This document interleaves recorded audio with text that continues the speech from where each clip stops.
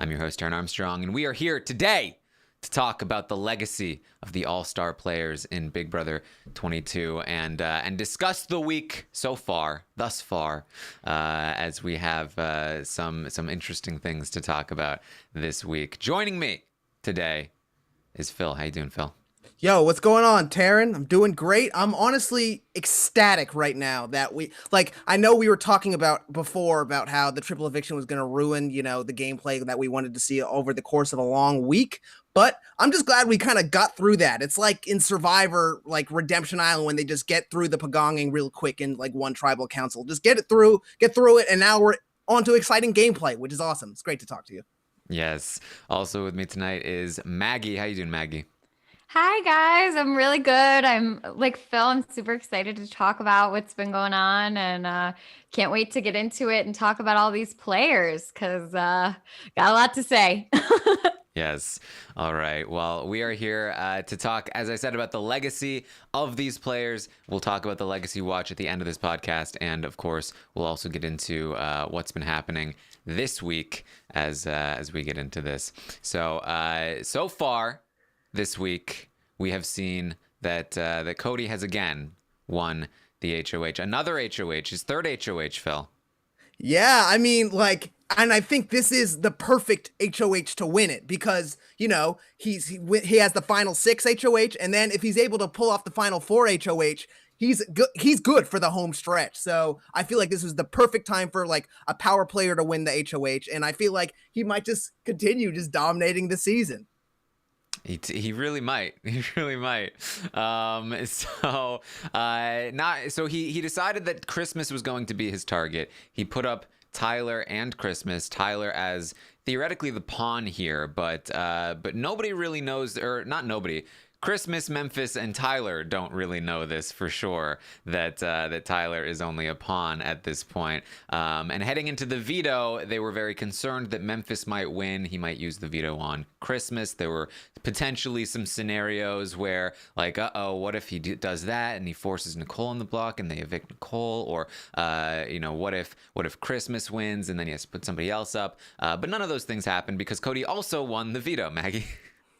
I mean, yeah, it's Groundhog's Day over here. Cody just winning everything. And, it stinks because we went through the triple so fast. It feels like Cody just won an HOH and a veto last week, which he did. And there were 2 weeks of gameplay in between. But to us who are sitting at home watching the feeds and sort of waiting for something to happen, Cody's won basically like 4 competitions in a row that we've had to sit with and sit through. So that's something that he's doing, and it's good for him. I'm happy for him, Phil, what were you wishing the best for him. Yeah, no, I don't know. Yeah. But it's also like, I feel like it's great that everyone is still kind of guessing on like what, Cody and Enzo's master plan is, which is great because they all kind of want to crawl back into Cody's good graces, and so, they're all just being like, yo, so who's going to go up? Tyler's freaking out that he might get voted out this week, even though,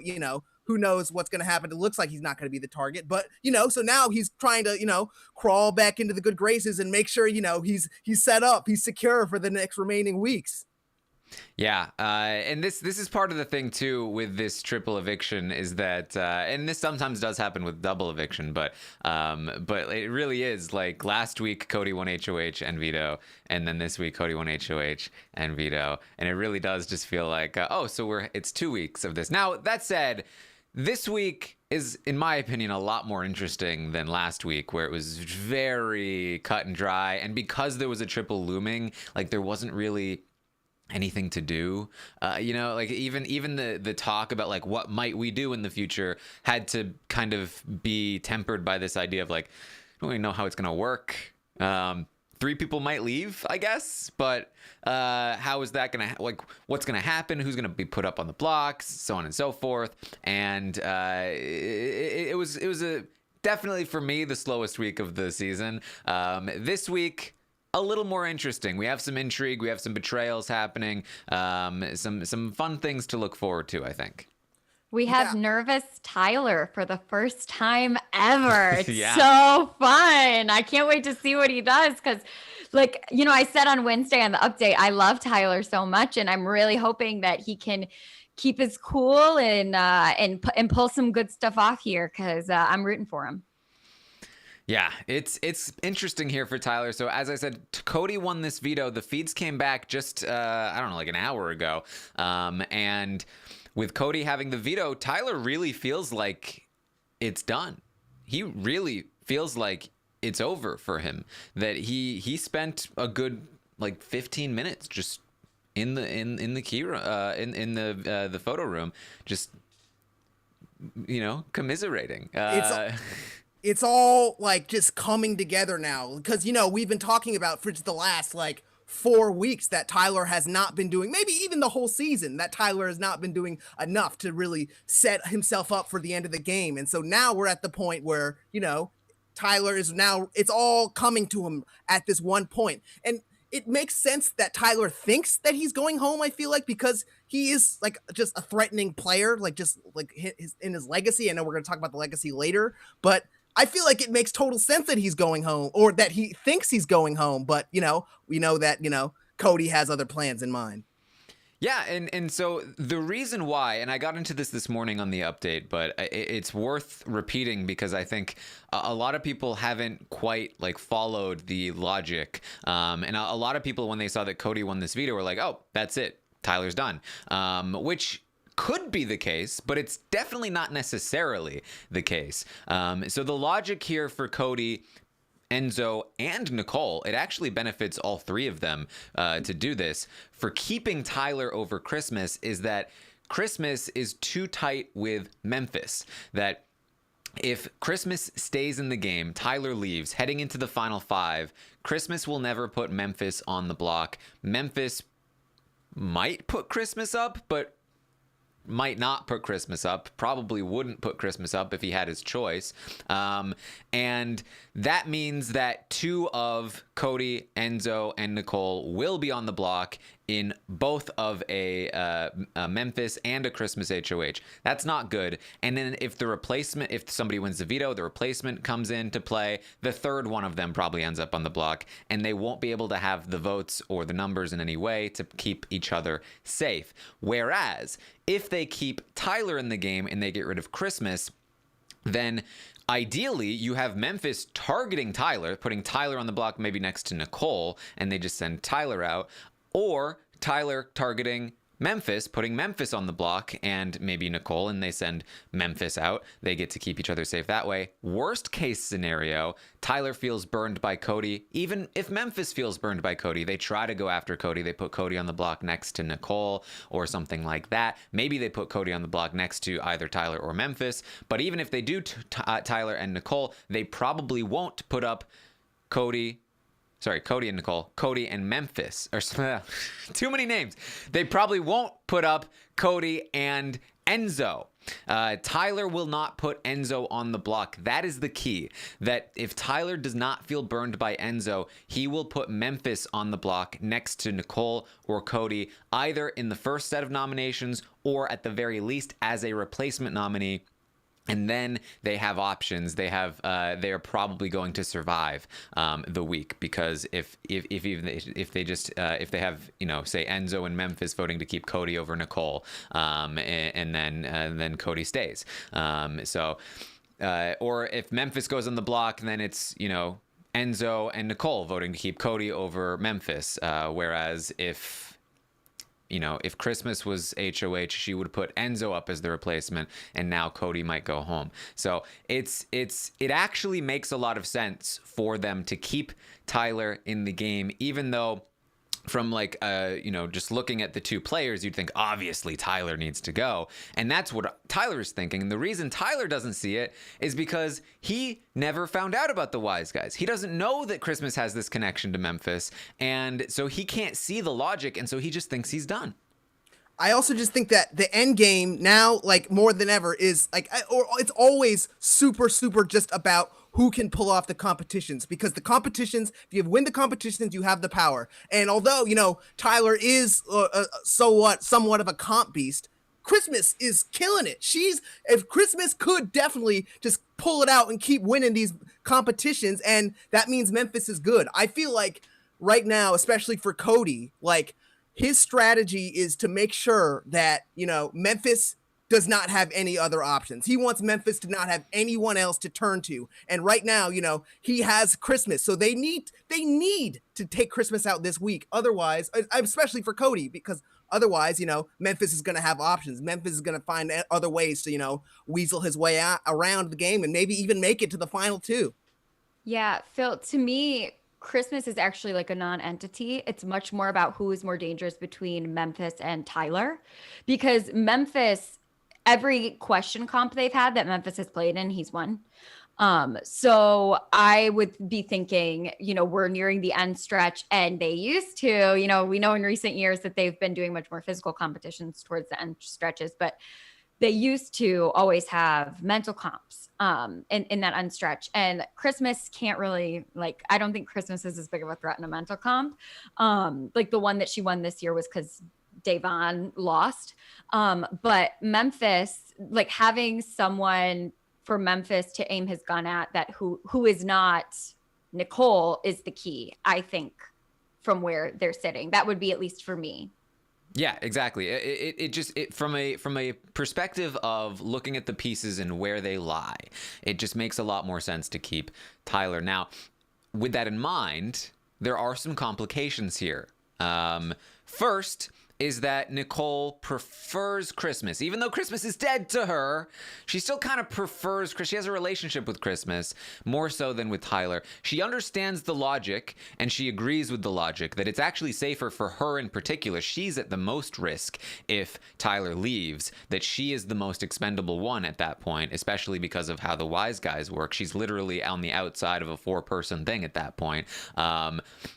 But she still kind of has this idea that, like, I still wouldn't mind seeing Tyler leave. That's one complication. Another complication is that Enzo has always been a wild card. Enzo has so far wanted Tyler to stay, but there was a conversation between Tyler and Enzo before the veto happened where Tyler finally admitted everything. The committee, he outed it to Enzo. He talked about that. He talked about in the triple, people wanted me to go after you because you were on the outside of the committee. And he was very anti-Cody in the conversation. And Enzo was just about to rat that out to Cody just before this podcast started. And then Tyler interrupted the conversation. Who knows where it could have gone. Now, this could be like an emotional catalyst for Cody that, like, oh, how dare he?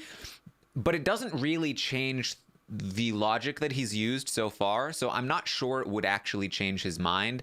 You know, maybe in the short term, I'm not sure. But even if he thinks that Tyler is gunning straight for him, it still makes more sense to keep Tyler because at the very least, Memphis would be the replacement because he trusts Enzo. And on top of that, if his word stays true and Nicole does vote to keep Tyler and Enzo does vote to keep Tyler, then Tyler probably doesn't go shoot at Cody at that point. He's like, oh, he stuck to his word. He kept me. So now I will go after Memphis or something along those lines. Still, either way, the logic stands. So this shouldn't be too much of a complication, but it's still a complication.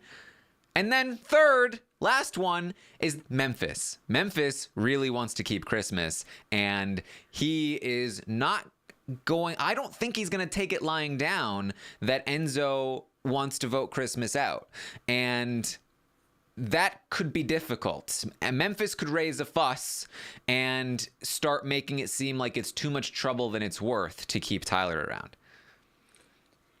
But also, I feel like what would that even do though? Like if Memphis is really trying aggressively to, you know, really keep Christmas, why do they have to listen to him? Just in case if he wins an HOH. But even then, like if they take out Christmas, he doesn't have that many options to begin with. And I know, you know, he's going to be more loyal to the commission than anything. I don't know. I feel like that. Do you know, like Maggie, do you have a reason why? It's so hard because like I completely get where Nicole is coming from when she's having the emotional, like, why would I vote to keep Tyler here when I have a better relationship with Christmas than Tyler? Tyler is just obviously a better player, a bigger jury threat. Like I would be going through the same, like sort of, I would be really weighing my options. And I think that if I was in their situation, even though the logic, like Taryn has logicked this out for all of us, I still think I would be like, I have to, Tyler has to go. Because I would find Tyler to be like infinitely more threatening to my game just by who he is, by the type of player that he is, the way he can pull out a comp at the last second, the fact that he voted to evict me, led a vote that almost evicted me. I would be like, I don't care. I understand the logic. If this one specific thing happens, I need this guy out. So I it's a razor's edge this week. Like Cody said, you said on the update, Cody said that it was 55-45. Like, I get it. And if they decide to go the other way, I would totally understand, because I think I would personally. I also think, though, like when you think about like the perspective from Nicole of like who she can beat, I personally think that she could beat both of them. I think she could beat Tyler because Tyler, again, tried to quit early on, and I think he's played much more of a weaker game. And I think everyone kind of views Christmas as just a follower who's kind of just followed whatever her alliance said. So I feel like Nicole could beat both of them. So it comes down for me to loyalty. And so for then, it makes total sense that I feel like, Tyler is not going to be as loyal, I think, to Nicole as much as, Christmas would be to Nicole. So, maybe that does, might change her options, change her perspective, but she'll probably just end up listening to whatever Cody says. So. Yeah, it's interesting for Nicole because it's a little bit, it reminds me a little bit of Nicole Anthony's predicament in last season, where, she had the option to keep Tommy or keep Holly, and in a way, keeping Holly is a little bit worse because of like the positioning, but at the same time, Holly was probably the only person that Nicole Anthony could beat in the final two. She couldn't beat Jax, and she couldn't beat Cliff, and she couldn't beat Tommy. So you kind of at some point have to keep the person that you can beat in the final two around, and that could be something that she starts to think about. Now, the problem is she can't really make that case to anybody else. She can't like say to Cody, well, look, she's the only person I can beat in the end. I can beat her a lot easier than I can beat Tyler in the final two, so I want to keep her around. He's gonna be like, you're supposed to be sitting next to me in the final two, Nicole. What are you saying? That's a hard argument to make, and also I don't think it's how Nicole thinks. In season 18, Nicole was set on going to the final two with Corey, even though she probably would have lost against him, or at least it would have been a lot closer, or not a lot closer. It couldn't have been a lot closer. Ooh, that would have been a dark timeline. But Corey definitely had odds to win over her in the final two, but she didn't mind, and she told me that after the season. I fully believe that she is planning to go to the end with Cody. She's not planning to go to the end with anybody else, and so I don't think that's something that's really on her mind. Who do I have better odds of beating? I think she is thinking much more in terms of how do I make sure I'm not out at 5, and Christmas is probably the person that takes Nicole out at 5, and so it does make a lot more sense for her to keep Tyler around in that instance. Well, then what about like Nicole's relationship with Ian? Do you think that was more just about, her making sure that she can't be the only winner in the house? Because for me, I felt like it was in Nicole's head that, the only way the people, I guess early on, she was thinking that the only way the people would vote for a winner is if another winner was with her. But I think that was just her line that she sold Ian right. to keep him close. Personally, yeah, that makes sense. Yeah, no, sorry. Yeah, that makes sense. No, I mean, it's a valid point. I'm not sure, Phil. We'll talk about it when we get to the legacy watch, but I'm not sure. I think Christmas is definitely drawing dead. I'm not certain about Tyler, and we can talk about that when we get to him, just because of some of the exit interviews that I listened to and read, by some of the ways that people were talking about him. And I think that if Tyler is in the final two, it'll be because he won a bunch of competitions to get there, which I think could change things. I think the only way Tyler makes it is if he wins at 5, 4, and 3. I don't. Every single instance, I think he goes out if he doesn't win.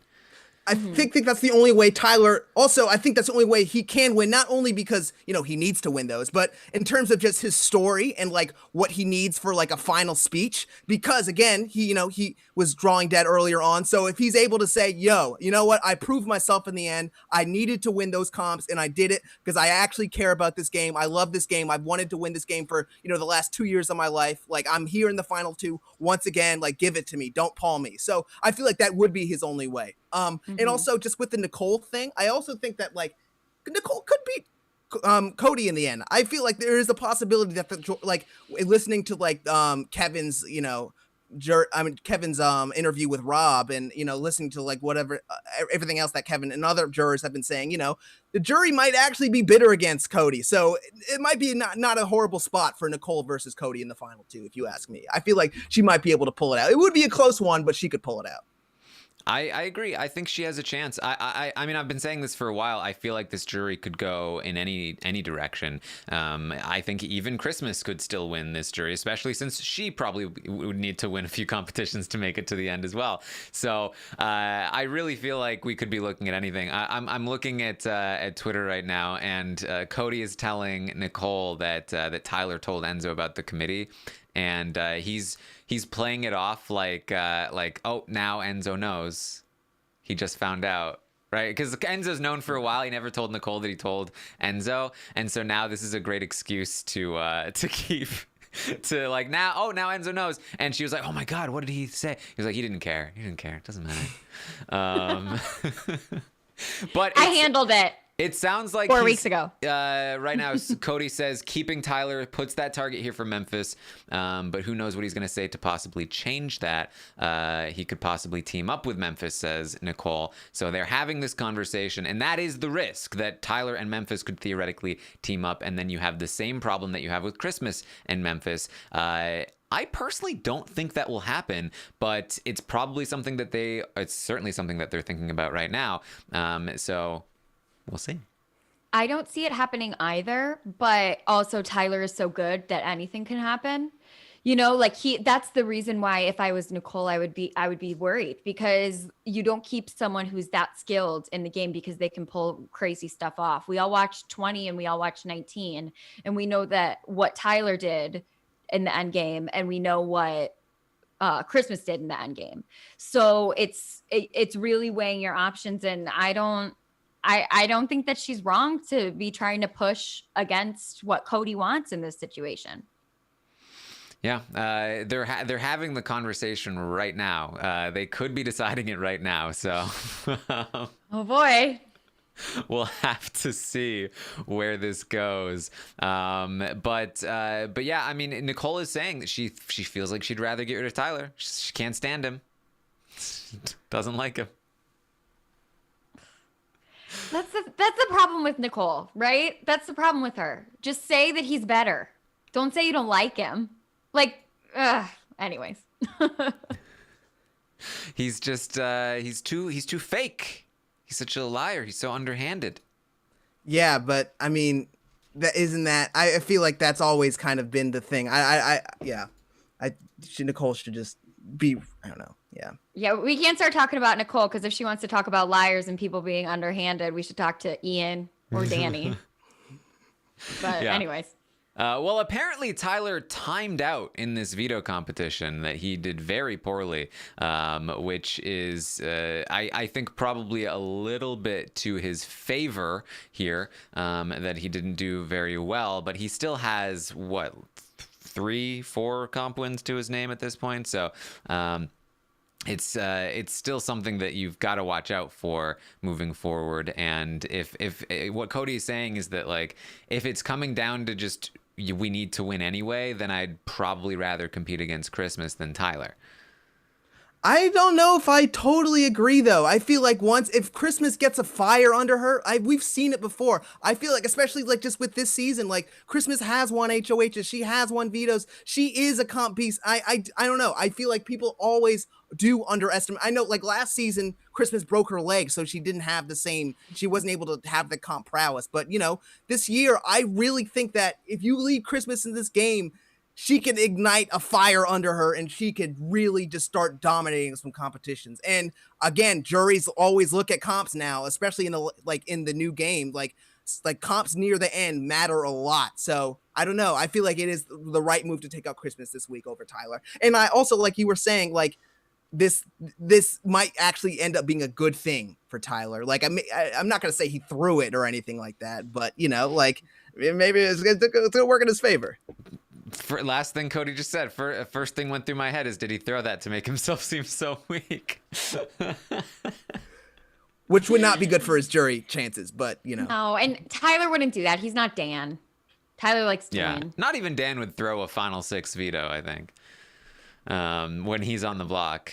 That's like 4D chess. That's like, that's like thinking that Tony threw Game Changers to win Winners at War. Like he's thinking 18 million steps ahead. Yeah. So, I mean, I personally, I agree. I think the right call is to evict Christmas. I really do. I think that you're giving too much power to Memphis by keeping Christmas in, and you're putting yourself at more risk than you need. And again, it's and Cody has been prone to do this throughout the season. Is that he will occasionally make a decision in his head where he'll say, all right, I'm just going to put Danny on the block right now then. And then he'll be like, hold on. That's not the smart thing. So I feel like if they do decide they're going to evict Tyler right now, then they may go back and change their mind again. It's definitely possible. Because I do think, like I said, I do think it's the right move for Cody to evict Christmas, but it's not the right move by that much of a margin. And there may be a part of Cody that's just like, and I talked about this as well, that he has consistently not underestimated Tyler. He's always trying to make sure that he's seeing the best possible thing that Tyler could be doing in this moment, and going like, he could be doing this. And that's why he's like, did he throw that? Like, he's not taking anything for granted with Tyler, and he may just feel like, I'm just gonna get rid of him now.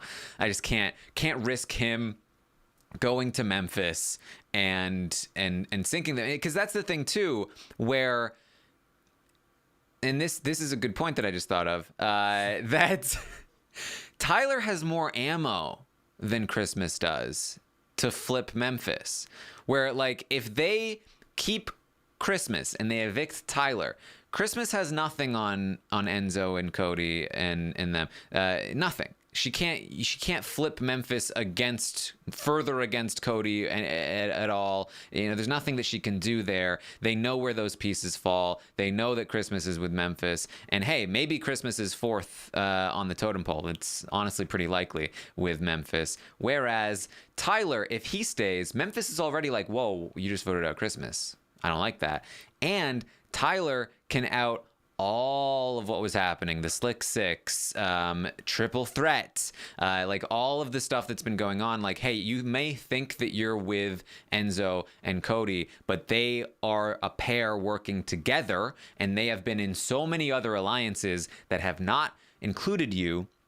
And that could flip Memphis to work with Tyler, and Memphis and Tyler are a more dangerous duo than Christmas and Memphis. So there is even more logic in that direction, and it's starting to feel to me like one of those, I could take either one a little bit. My thing though about Memphis getting flipped, like, will Memphis doesn't like to be wrong. So I feel like if Tyler came to him and gave him all of that information, Memphis is the type of guy who would sit there and be like, oh yeah, wow, that's, oh my gosh. And then he'd sit on it for a second and be like, none of that matters because everybody's here. Like we figured it out, where they're with me. You know what I mean?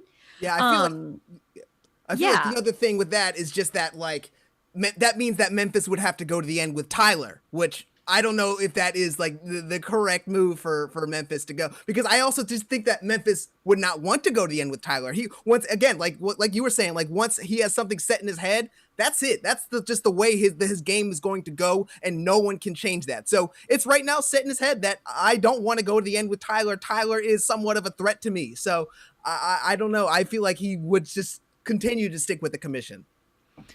Yeah, I think I agree. I think there's just always that threat. Cody and Nicole talking right now. It sounds like Cody is saying basically, if Memphis is okay with Christmas leaving, then I think I'm just gonna go with that. But if he pushes back too hard, then we may just go with Tyler. So it's still a little bit up in the air. I do believe that Memphis will push back. He also has to make sure that Memphis is willing to put Christmas on the block next week, which is, something that I think he would be willing to do. So I think both of those things lean toward evicting Tyler. Now we'd have to see what Enzo has to say about it. I think Enzo, not much of a pusher, probably will accept it, even though this is actually not great for Enzo, I believe. So we'll just have to see. I mean, it's interesting. This is what I meant when I said that there was interesting things possibly happening this week. Oh my gosh, I love the idea that we could get a week full of us not knowing what's going to happen up until eviction day. That's exciting. Some type of intrigue, Literally anyone, any single person can win the season. Any single person can be in the final two. I see Enzo making it far. I see Enzo. He's in a great spot right now, and I think you could continue to just do well. But I don't see him progressing past that. Yeah. And really, I have to say, if Tyler gets sent home this week, he did it to himself. I really feel like this telling Enzo about the committee thing, really feeling, and I can understand why he thought he was a goner here, but he really threw himself in front of this train by outing that information to Enzo, which now has Cody thinking about what other information does he have on me that he can use with Memphis to flip Memphis against me, and that is not great. So this is this is big for Memphis. Actually, I feel like I feel like Memphis, his chances of winning, I think, may have just gone up significantly. I mean, so what's Memphis's path to you? Like, Memphis wins Final 5 HOH, let's say, and this is when. Let's say they keep Tyler, right? They keep Tyler in the house and they evict Christmas this week. And Memphis is pissed that they evicted Christmas because he didn't want that. Who does Memphis put up? Memphis without Christmas, I don't think I see a full path for him. But that could just be me. Well, that's what I'm saying. If Christmas just is now staying, if they are flipping this vote and keeping Christmas, then Memphis is in a great spot because Christmas is still a target ahead of him from the Nicole, Cody, Enzo side, and he has backup with Christmas. He basically has a 2 and 4 shot at being lock safe in the Final 5. That him or Christmas winning an HOH, he's safe. He then has a chance at veto. Him or Christmas winning the veto. If one of them is off the block, she would probably use it on him. If she was able to. So he's pretty safe next week if Christmas stays. Then he's going into the Final 4. If him or Christmas manage to win, that means they probably take out Nicole. Maybe Nicole wins a veto and Enzo or Cody leave because they kept Christmas in the game. And now all of a sudden he's in Final 4 with Christmas, who's loyal to death to him, and maybe Enzo, maybe Cody and Nicole, maybe it's 2-on-2. Like, his odds are fantastic moving forward if Christmas stays, which is talking me back into they should probably evict Christmas. and that's why I said it's a matter of who are you more afraid of, Memphis or Tyler?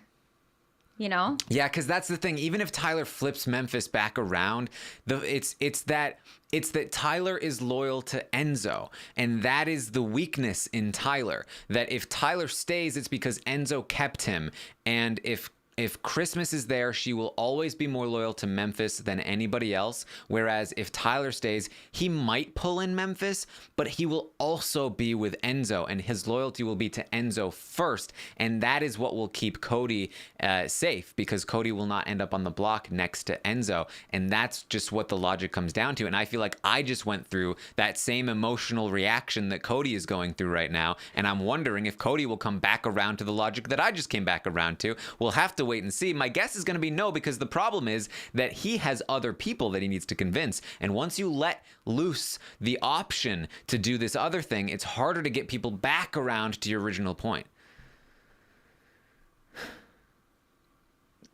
Yeah, I mean, yeah, I mean, you pretty much just laid it out perfectly. This is why I like the game, guys. This is why I enjoy these seasons, even when other people don't. Just in case people were wondering. I feel like I just got a real peek into how it would be to actually work with Taryn if we were playing Big Brother. Well, I wouldn't have said that to you. I wouldn't have said any of that to you until I had already like firmly decided in my mind, because I wouldn't want to give you the route I don't want you to take, which is what Cody just did with Nicole. Now that she has this route in front of her, Tyler can go now. Yes, that's what I want. Now, if he changes his mind again, he'll have to talk her back around, and that's what we don't want. Is that difficulty level, right? So it's interesting. All right. Speaking of Cody, I did want to talk about this. Cody now has 6 competition wins this season, 3 HOHs and 3 vetoes. He has 4 competitions left to play, assuming he is able to win all of them. That means... I talked about this during the Big Brother Canada 7 Pretty Boys reign. He does have the option of beating Janelle's record of 9 competition wins in one season. It's possible. The option. That's funny to me. Like, he's going to be like, I don't know. We'll see. I don't know what I'm going to do yet. I might do it. Let's see how I'm feeling tomorrow morning, you know. But, yeah, I mean, I feel like his competition wins... I know it's so hard when you're in the Big Brother house to actually wake up and like see what's going on and see what's around you and understand, you know, who's running the show, because, you know, you're trapped in the house. You can't see everything. And you know, what you perceive is of course your reality. But at this point, like, Cody won this POV, and I'm not sure how the results like ultimately panned out. I'm not sure if like he literally had to win it, otherwise like something else was gonna happen. But you know, Nicole came in second, but it was a timed competition, so he had no way of knowing. Right. Okay. But I just feel like this might be the point. I mean, maybe the game is just too stacked in his favor that now no one else can even counter it at this point. But I'd hope that after he wins this POV, people are like, yo, this dude is killing it in the competitions. There's no way any of us can sit with him in the end. I don't know though. If only. Yeah. If only. Yeah. So the possibilities there. He also has 12 competition wins, and this is HOHs and vetoes over his career in Big Brother now. Paul has the most with 14. So if he wins 3, then he will overtake Paul in the all-time competition. I believe Janelle has 13 total. Does that count Battle of the Block? Are we doing that? Okay. So we don't count that nonsense. Beautiful. This should be renamed the Scenarios Podcast with Jose doing his GIF. Scenarios. That's every podcast. What if this happens? Scenarios, baby. So we'll see. So like I said, there's 5 competitions left total, but he can't win all 5 of them because he's not competing in the final 5 HOH. He will only be competing in the final 5 veto, final 4 HOH and veto, and then the final 3 competition. And you don't count parts 1 and 3 as 2 competitions, no sir. I feel like Cody will he'll figure out some kind of way to win the final 5 HOH, even though he's not eligible, you know. I'm sure. The game's just been going his way too much. You know, he just dominate the rest of it. Sorry, I'm still laughing at Taryn saying no, sir. All right. So anything else from the week that you guys want to talk about before we get into the Legacy Watch here? No, everything I have to say is more just like on an individual player level. So if we do the legacy watch, that'll give me a chance to talk. All right, sounds good. It seems like the decision came down mostly in the let's evict Tyler camp, and that they're also talking about potentially blindsiding Tyler if they do it. So we'll see. I'd love to watch a Tyler blindside. Although I don't know if it fully would be a blindside because he's just totally expecting that he's going to go home. So but I would love to see a shock Tyler. Although I don't know if that actually is in the cards. I feel like he'd be more shocked if he stayed. It would be like the Nicole Anthony blindside where she stays. Yeah. I think the reason Cody wants to blindside him is that he wants Tyler to at least have. I mean, it's essentially what Tyler did to Brett and Rachel, is that just at least a little bit of hope that, like, don't burn Cody and Nicole too much because there's a chance they might vote to keep you. There's a chance you're wrong and that they're telling the truth and that they might actually keep you. And then he is not as incentivized to go to Memphis and rat things out. Now, Tyler has already expressed that he will go to Memphis and try to get a last minute vote from him. But we'll see where that goes. I also feel like Tyler would be like, if you were going to blindside anyone in this house, it would be Tyler, because Tyler is not the type of person to be in the jury house and really be stewing and bitter about it. You know what I mean? I feel like once Tyler's evicted, even if he's blindsided, he'll be over it. He'll vote for whoever played the best game. If Tyler Crispin goes to the jury house and says, he could have told me, like, no, sir, no. Yeah, there's no way that would ever happen. That would be no, sir. Yeah. I had something else, but I forgot.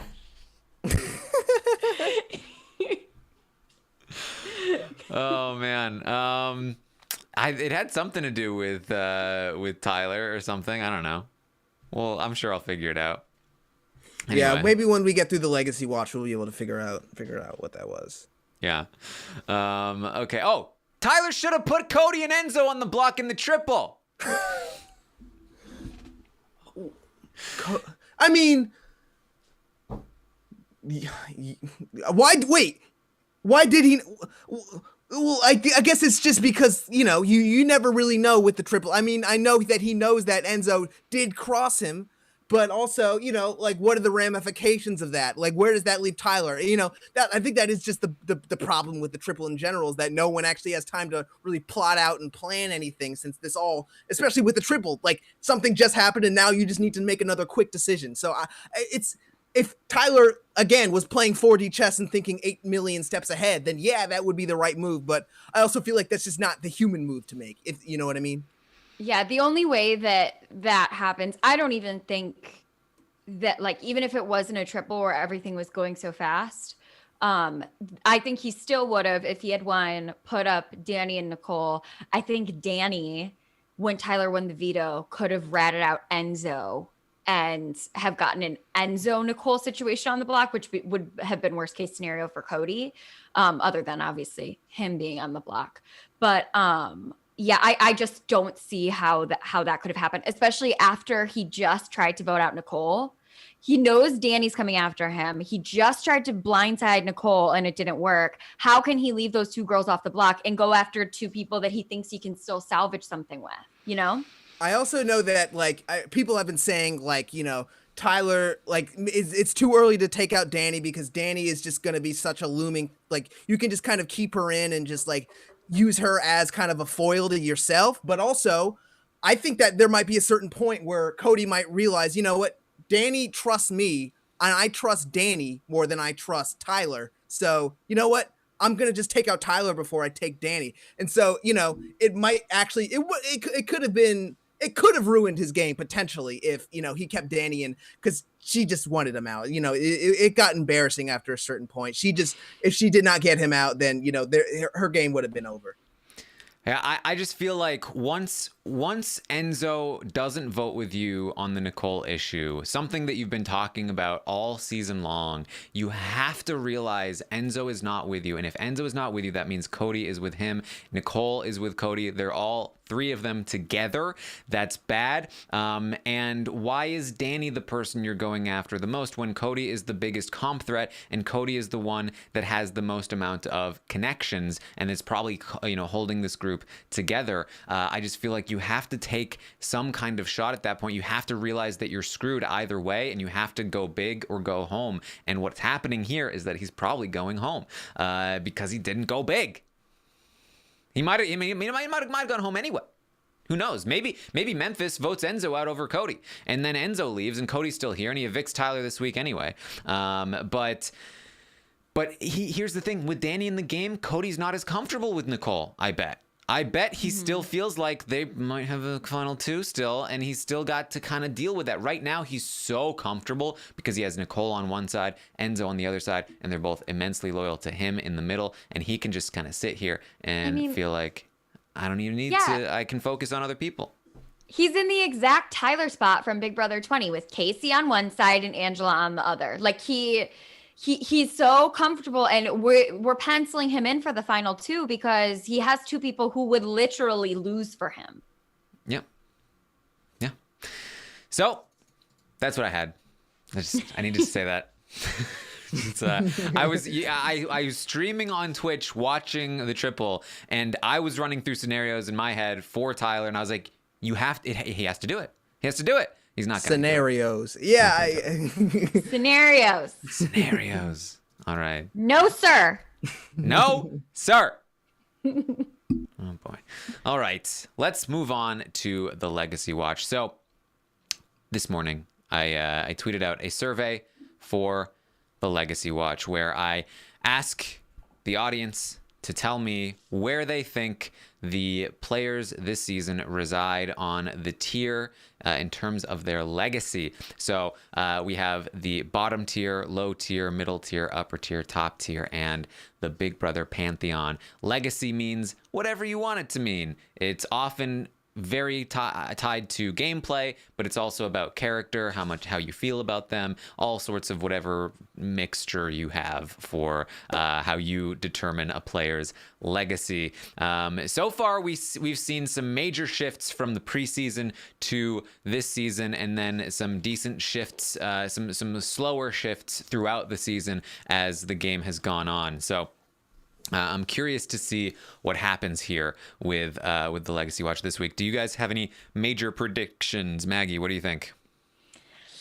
I think Danny is going to fall a lot.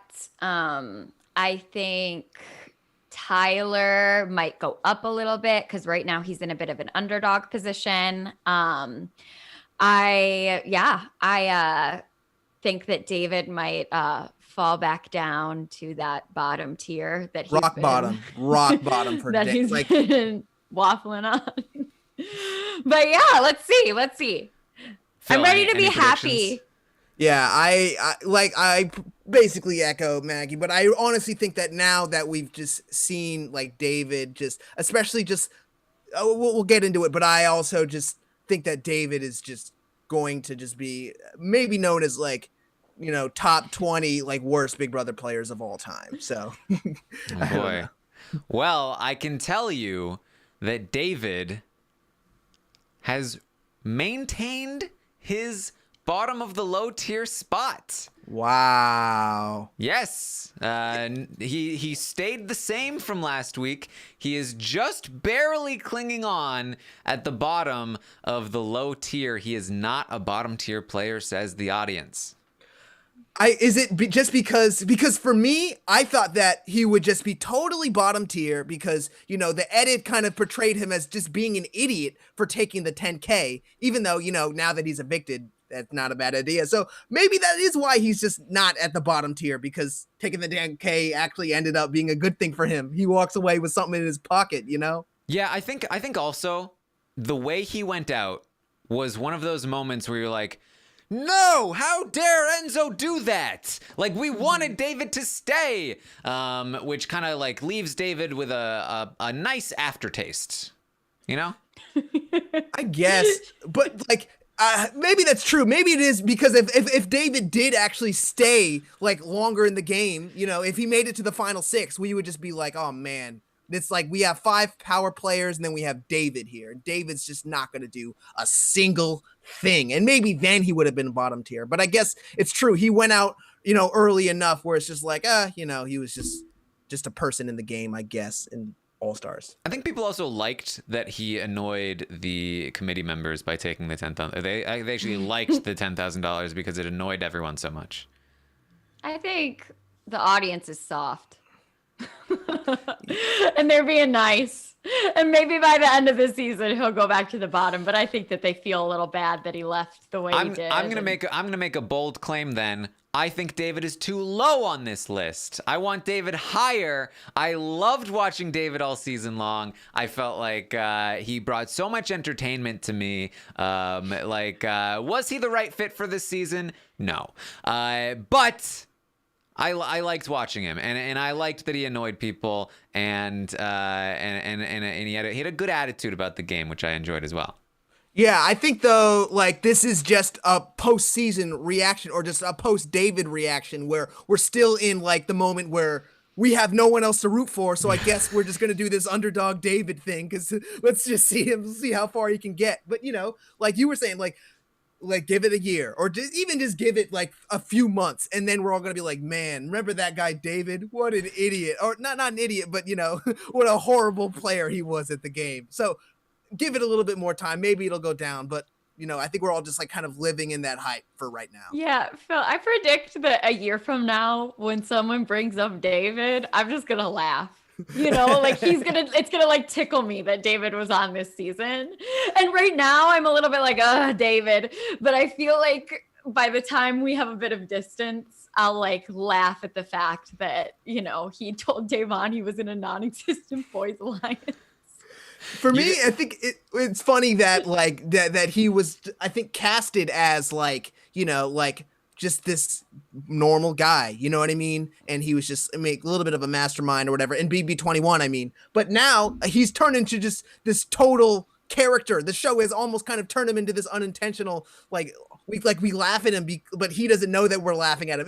He's turned into this whole thing, even though that's just not who he was intentionally casted as. You guys just aren't anticipating that 2 years from now, David is the regular Thursday podcast guest, analyzing the game, talking about how, you know, well, the thing about the veto competition is that sometimes you don't even need to, you know what I mean?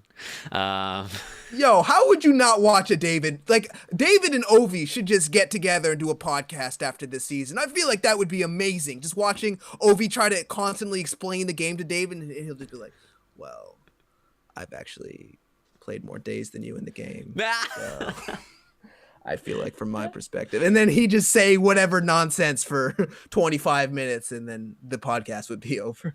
I want to see David and Ovi do a podcast about emotional intelligence. There you go. Above David on the Legacy Watch is Nicole Anthony, who has actually continued to drop this week, that she is continuing to go down. Nicole Anthony is seeing the most movement post-season post-eviction that I have seen, and it's just that it continues to drop. She was only barely above David and is also clinging to the bottom of the low tier here, very close to the bottom tier. I don't know what it is, but she just continues to fall. That doesn't really make that much sense to me because I feel like we during the season, we just live in a hype and we can just totally hate someone within 1 week and then forget about them the next week. And that's how I feel about Nicole. I feel like I'm surprised that not more people feel that way, where it's like, you know, we love Nicole BB21 and then, you know, and week 2 of this season, you know, a lot of people were just really trashing on her, which is unfortunate, you know, but I would expect that now, you know, so much has happened since then. We're over that. I feel like we should just be over that. I'm confused as to why she is falling. And I hope that doesn't continue because I'm, you know, she's a lovely, I'm sure she's a lovely person. And, you know, I don't know. I think she's a positive force in the Big Brother community. So that's unfortunate. I think it's going to come down to, you know, a year from now. Like if we're talking about this a year from now, like if people are going to remember Nicole for her time on Big Brother 21, or if people are going to remember Nicole for her last week on All Stars. And I don't know what the answer is. If she keeps falling, you know, it might be the recency bias of this, but yeah, I don't know. We'll have to. I think it'll be a time will tell situation, like it will with David. Yeah, I mean, it's honestly, it's feeling like it might be the latter, that it's gonna be, people are gonna remember her for Big Brother 22, and I think that also maybe part of this is that people are looking back at her Big Brother 21 game, which was already kind of like, you know, you were being generous if you were like, she did pretty good. Like, and I remember, I think I gave her maybe a 6 after the season. That's just my estimate, which I still feel like was a fair score for that season. But you look back at it now, and I think that you probably, whereas before a lot of people were like, oh, Cliff was the reason she lost, and now people are a little more like, Cliff might have been the reason she made it so far. I feel like that also just makes sense when you look at like All Stars 1, and you know, I feel like when I think about Allison, when I think about Nokomis, I think about their original seasons, not their later seasons, but I think that is because they were better game players. So I think you do have a point that, you know, now like, I'm reevaluating everything, and I think everyone's kind of doing the same thing. But, you know, I think I'm still going to kind of just think about how she was with Cliff, how she was with Jackson. Shouldn't we just be kind of happy about the Nicole that we once had before, you know, all this happened? I guess we can't, though. I guess not. All right. Above Nicole Anthony is still Christmas here. And there was, she actually moved up a little bit this week. I think the underdog status potentially is going to help her. If she stays this week, I think that will also help her, as she is going to continue to be an underdog moving forward. And if she wins some comps, that's going to help as well. But here she is. No serious movement overall. Still going to land behind Kevin here in the low tier. I mean, she did make it to the final 6, which is, I mean, pretty great. She made it to the final 6 in 2 seasons, and, you know, depending on how, she might make it a little bit further. But I think, you know, it makes sense that she did kind of rise up a little bit, because it is an accomplishment to make it to the final 6 in 2 seasons, regardless of how good of a player you are. I guess, like, you know, she did something. You know, she maybe she's a loyal ally to a fault, but that's still something. You know? And, you know, I have the same problem rating her, that like when you rank winners, it's like if you threw this person into a game, you know, however many times, how many times did they win? And if that's how you're going to rank the winners. I have a hard time with Christmas, because I feel like if I threw Christmas into a game however many times, she almost always makes jury and almost always goes deep in jury. So, but I don't know if Christmas ever wins. So it's hard. I feel she's hard to rate in that way, because she's, you know, she doesn't really have a ton of winner potential, but she has a ton of potential to make a really deep run. Well, here's the thing about that, though, is that I think she is the loyal soldier archetype, which I think, especially in modern Big Brother, is a very valuable archetype that will make it far a lot of times. Like Casey was very much in a similar vein. The problem with the loyal soldier archetype is that you need to be on the right side. You need to be the loyal soldier to the winning side, and you can't always predict which side that's going to be. If you're a loyal soldier to the losing side, then you have no equity at all in the game whatsoever. So that's difficult. And then it's, of course, the end game. Can she get to the end and then win from playing that kind of game? And so I think, you know, the best kind of player is a loyal soldier that can, on top of that, make some strategic moves. And that actually is who Christmas is. She actually does have that strategic acumen on top. She's willing to turn on her former allies like Tyler. She's willing to make moves and lie to people and be a little more proactive than other loyal soldiers are. The problem is that she's also a little more loyal than other loyal soldiers are at times. And she has these moments where she's telling her allies, don't use the veto on me, where she's telling her allies in the final 3, you don't need to take me. And that is what I think will end up costing her more often than not as a player. And it's something that I think the audience also just can never really respect unless you also win, right? Christmas is like the female beast mode cowboy. Yeah, I would essentially say the same thing. Where I mean, I think Beast Mode Cowboy though was like really a puppet, and I feel like Christmas, even with Paul, was more of a. And I know people are going to disagree with me on this, but she was more of a partner than a puppet to Paul than like a Beast Mode Cowboy was to Derek. If that makes sense. Yeah, no, that does make total sense to me. I think another reason why I feel like Christmas has risen a little bit is just like with what happened with like Otev like last weekend, where it's like, or last week, where, you know, Otev was kind of just like getting on her because, you know, she's crazy, but the show kind of got into that. Everyone's reactions were kind of like shocked. Everyone was like, oh no, I have to live with Christmas, which I feel like is kind of funny. You know, I feel like the show is kind of embracing what Christmas really isn't, is that, you know, yeah, she's a little bit unhinged sometimes. So I feel like that is more entertaining than just being like the loyal soldier, you know, that people have been saying. And I think also legacy-wise, she really like embodies that loyal soldier archetype so well now. Like when you think about like a dominant alliance using the loyal soldier, you're probably going to think about Christmas from this point. Like she's going to really represent an entire archetype, and that legacy-wise, I think, is important. So, all right. Above Christmas is still Kevin, who's going to land here toward the top of the low tier. He did move up from last week, but not significantly enough to escape the low tier. This is probably where Kevin is going to land overall. I also feel like for this season, low tier makes sense.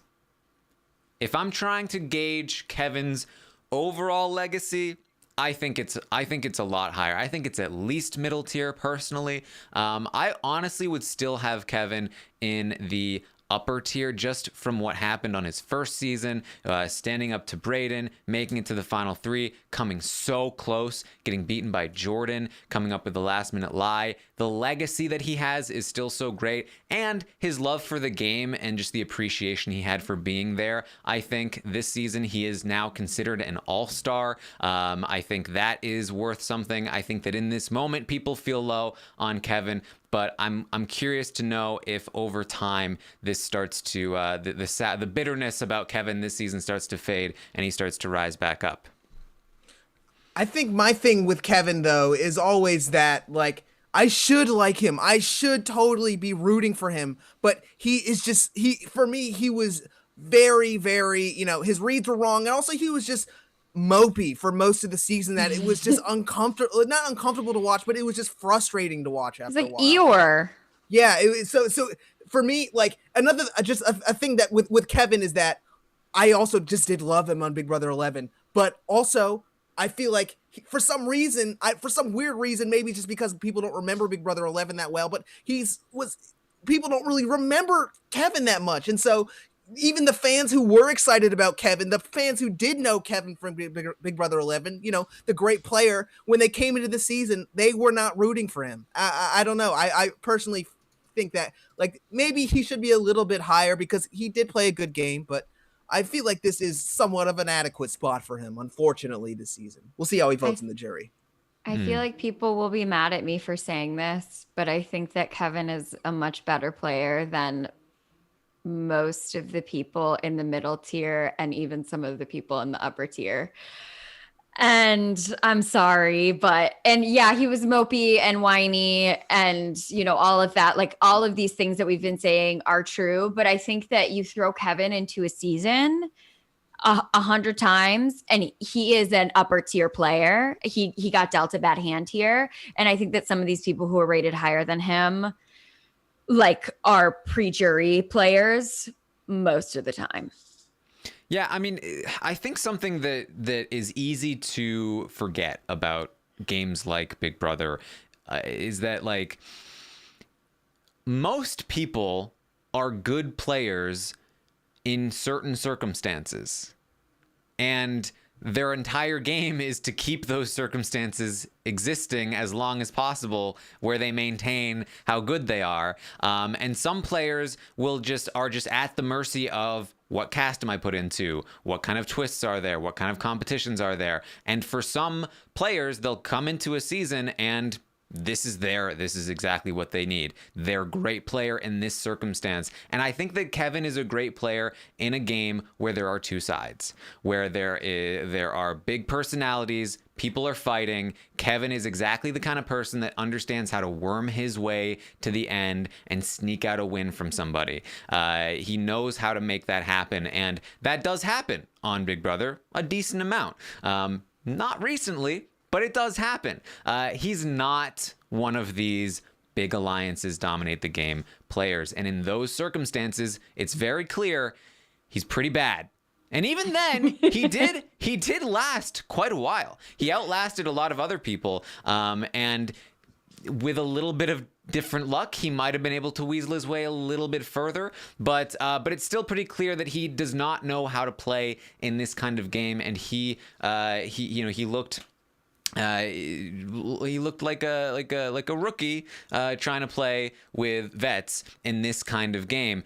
But if the season had ever split open at any point, who knows what kind of game we could have seen him play. And I think that's something to note when we're judging any player in terms of their ability, is what kind of game were they given in a season.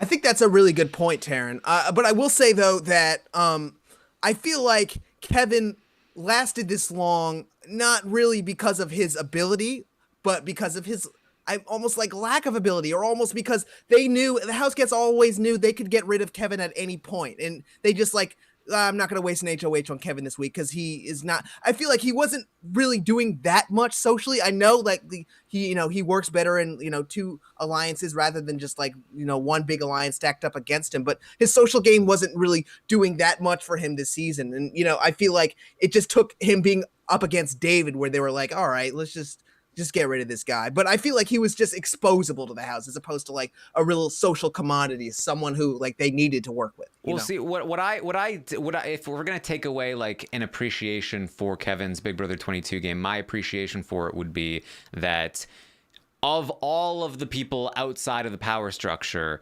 I feel like David was the one that was really brung along because of how bad he was at times. Whereas Kevin, he had one, he did win a competition. He did come close to winning a few different competitions, as well as having his own win. And I think what he did well was the sort of like the sucking up, the like, hey, every time somebody nominated him, he went into that HOH room, he had a conversation with that HOH, and he and the HOH after he left was like, I don't want him to go.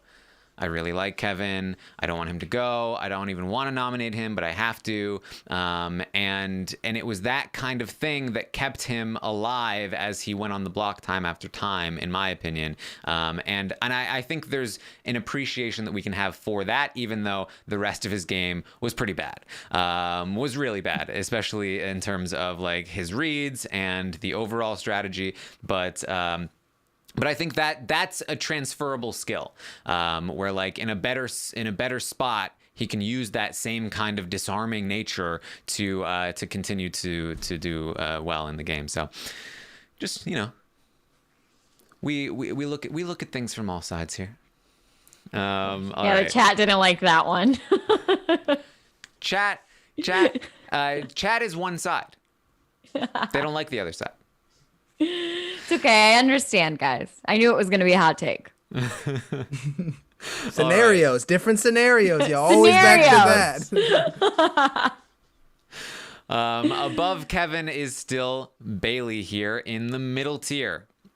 She has maintained the middle tier, although she has also fallen a little bit from last week. She seems to be somebody that, as the season is, or as she is sort of like leaving the spotlight, as the spotlight is no longer on Bailey, the score continues to drop, but she is still in the middle tier, although it is kind of close. She is definitely in danger of falling down into the low tier here.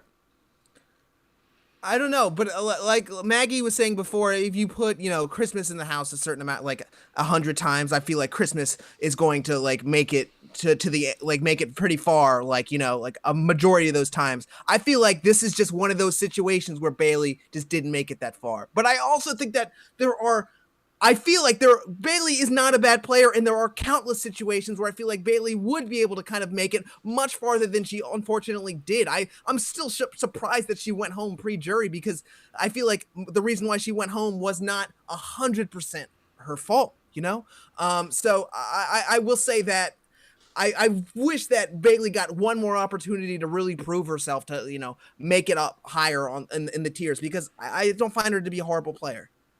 I completely agree. I think that Bailey is better than being at the bottom of the middle tier. But when I went to do this today and I was looking at it, I was like, oh, Bailey should be like low middle tier. I think just because of boot order, like that's what was in my head. But then when I actually sat and thought about it, Bailey is a good player. And I think that she deserves better than middle tier. But I understand we've been trudging through this season. It's felt like 47 years. And you're like, oh, those people left so early. And like, whatever, so I understand why she's in this place, but I do think that she is perhaps slightly better than, bottom middle tier. Yeah, Bailey, I mean, I've talked about this before, but Bailey, I just feel like has so much potential as a player, and she's played twice, and she's shown that potential twice, and both times it hasn't been, like, both times it wasn't like, oh, it was a foregone conclusion that Bailey was evicted here. Both times it was like, she's doing well, and she's gone. Like that, so it feels like she's got more to show, but like she's very prone to like little things tripping her up, I think, and that is always going to be a danger. I feel like when we talk about like adaptability as a skill, I feel like her adaptability is where she needs to improve in terms of her gameplay. Social game is great. Strategic game even can be pretty good. It's just a matter of like when those little things start to trip you up, are you gonna fall flat on your face, or are you gonna quickly maneuver and reposition and get back on track? And that is where she has not been able to do well. That's such a good point. Like, I think that that's her exact thing, because I don't think that it's fair when people call her like too emotional, or because I don't think that like that's it, that she's too emotional. Like Christy is emotional. I don't think that Bailey is like emotional is the right way to phrase it. I think adaptable, the word that you said, is the right thing to point out. Mm-hmm. Yeah, I think you do make a great point that like I was like really hoping that like unlike Swaggy C, I know Swaggy C like retired, quote unquote, retired from reality TV. And I was hoping that, maybe we got to see one more chance of Bailey coming back, or, I want to see something, but also I do totally agree that, she might also just fall in the same spot of just, having one little thing trip her up. Same thing happened to her even in the challenge. She got focused on one thing, and that kind of just became kind of what the rest of her game was, So I would hope that she would not fall into that same trap, but I feel like she has not made it far enough into the Big Brother game where she will be able to improve on those chances, So maybe, this is just the end of Bailey, and this is just the spot for her, unfortunately. Even though I always love to see Bailey on my TV screen. I feel like she's great television. Yeah.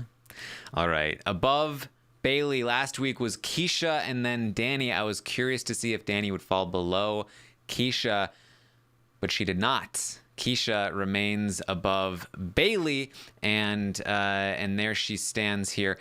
She stayed about the same this week. No real movement for Keisha. And I really feel like the more the time goes on, and I think I even said this at the time, that I felt like Keisha leaving first was not really an indication of where Keisha was in the game. I mean, now that we're 9 weeks in, do we really feel like Keisha deserved to go from top tier to middle tier because she was a first boot in a game that had a lot of pregame relationships and stuff that she was an alternate for and didn't talk to anyone and just kind of got hit by a stray bullet that wasn't even meant for her, because she wouldn't have even been gone if Kaser hadn't won that first safety suite. I really feel like Keisha is getting screwed here in the Legacy Watch, and deserves to be higher.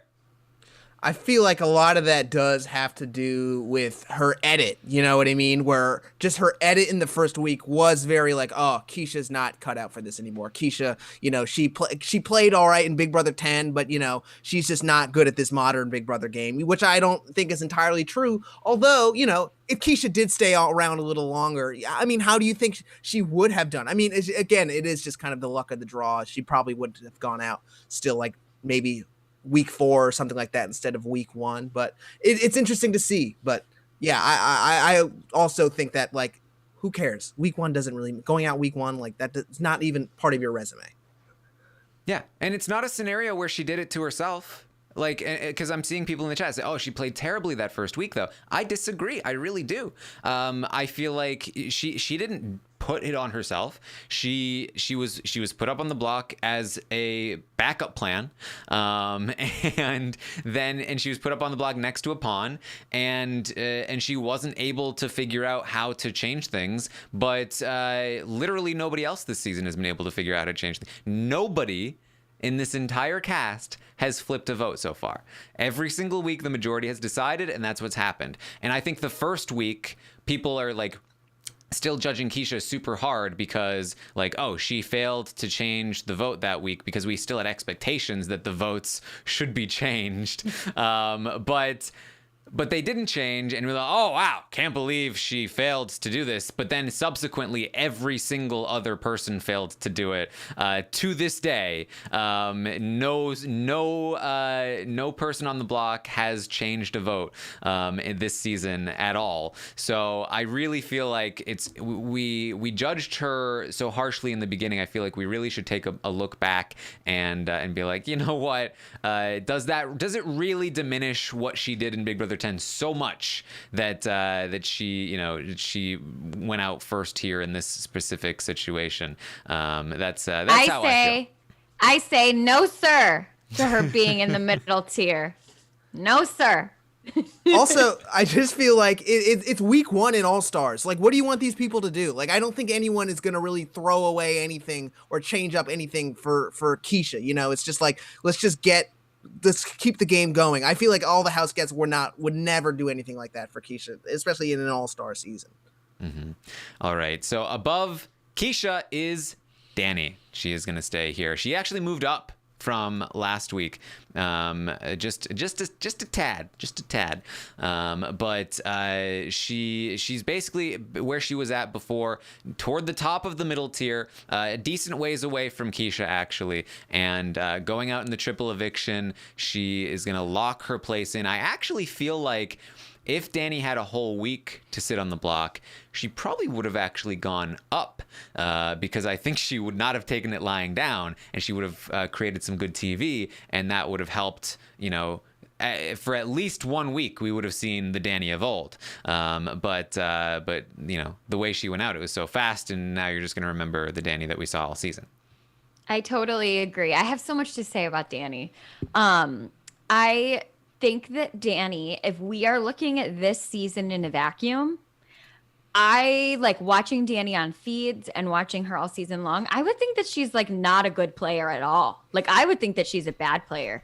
But the way that in the triple, when she was put up, the way that she reacted, the fire that she brought in that exit interview with Julie, I was so sad. I was like, thank gosh, it's still there.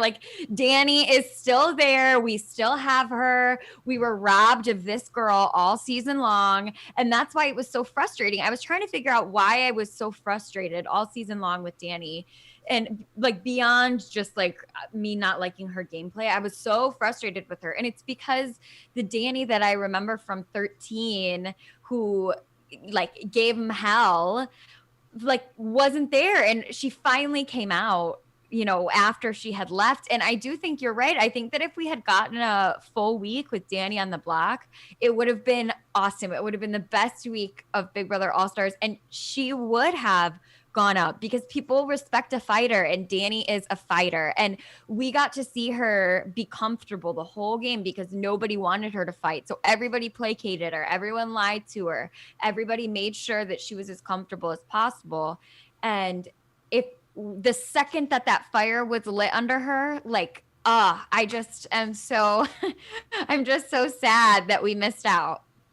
I'm sure another reason why people probably voted her lower than I personally think that she deserves is just because after she was evicted, everyone was like, oh, one of the greatest players of all time, one of the greatest players I've ever played with, even though, you know, they all just evicted her. So I don't really think that any of them should say that. But I'm sure a lot of people were upset about that. And a lot of people said, you know, she's not that great. You know, I personally think that, you know, I think she has a great mind for the game. And I think she is like she's a good social player. Like when Danny talks to you, you are comfortable with her. Now, I will say that she's almost, her aggression is what kind of, you know, it's that she's such an aggressive player is that everyone can kind of see through that and they're able to kind of, you know, be able to stop that. It's the same thing. I feel like that's what happened in Big Brother 13. You know, it's just always, she plays way too hard, but I think she's a good social player. I think she's a great strategic player.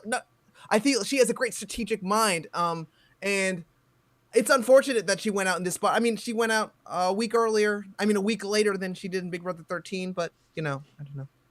Yeah, it's, to me, this whole season for Danny has felt like, you know, like in a movie where there's like a kingdom and there's like there's a king, but he's a powerless king, and the real power is the advisor to the king, like Aladdin or something, right? Like that was close. Like you had Jafar, like Cody is Jafar, and Danny was the dude, Sultan. The Sultan. Thank you.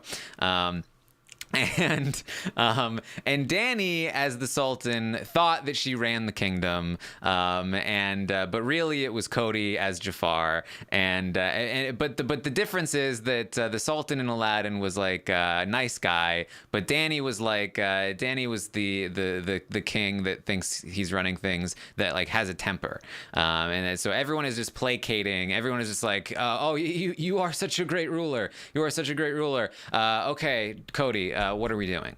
And so like Danny had the potential to be explosive, and to like really cause chaos in the kingdom, but everybody kept her calm. Everybody was like, no, you're good, you're doing amazing, and she'd be like, hey, your best friend actually hates you, and they'd be like, oh my god, I totally believe that, oh, my best friend sucks. And then they go to their best friend and be like, the king's trying to get us to go against each other, you know, we're trying to go against each other. Like that was Danny's whole game, and then there was just a very quick coup that happened in the triple eviction, and off went her head. Like that's it, just before she had a chance to do anything. I think also just like in the show's edit too, it's like they were setting up the downfall of Danny in like week 3 even. Like it took like a long time to kind of just actually have that pay off. So the rest of the season was kind of just like waiting for this moment where we were all expecting Danny to go home early on. We just kind of were waiting for it to eventually happen. So it wasn't like a major blindside for everyone. So, you know, it makes her seem like a worse player. I totally agree, Taryn. Yeah. Also, the exit press has been a bit rough. Like watching the videos. That's the thing where she's like, I was the Derek to Cody's Cody, and that's why he took me out, because he didn't want to make the same mistakes he did the first time, and so he took out the Derek. And it's just like that's literally where my king metaphor came from, is that she thought she was Derek, but she wasn't Derek, and that's an issue.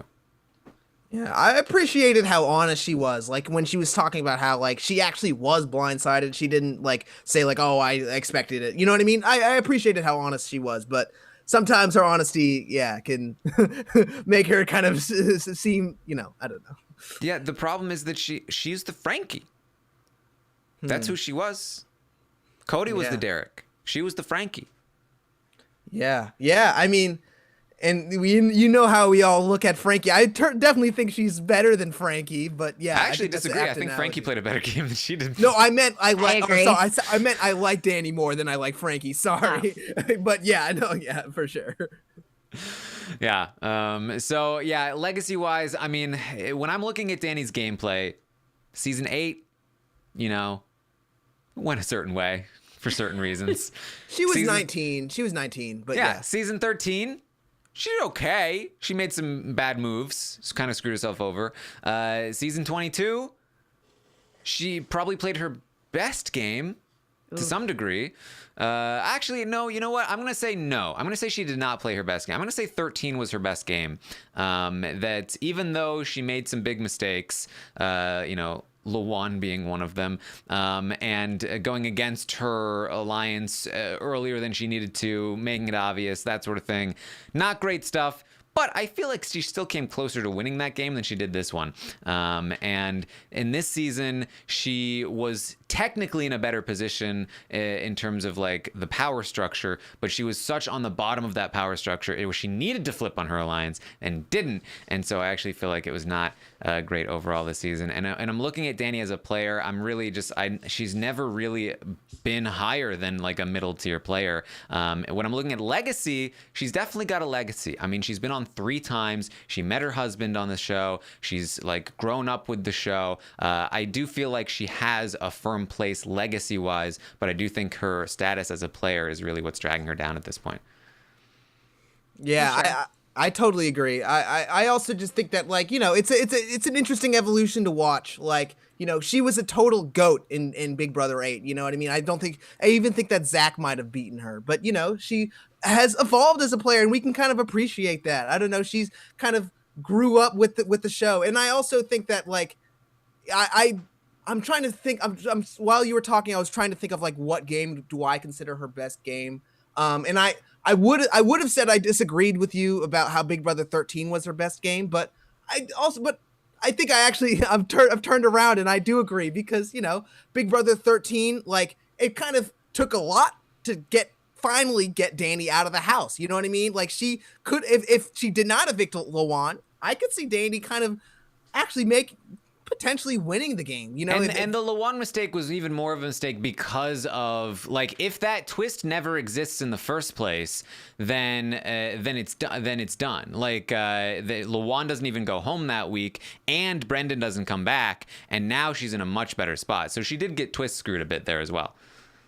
Yeah, so I would say that Big Brother 13 was her best game, and I guess Big Brother 22 she was I feel like she was in her best head state for the game, but her actual game itself, was not apt.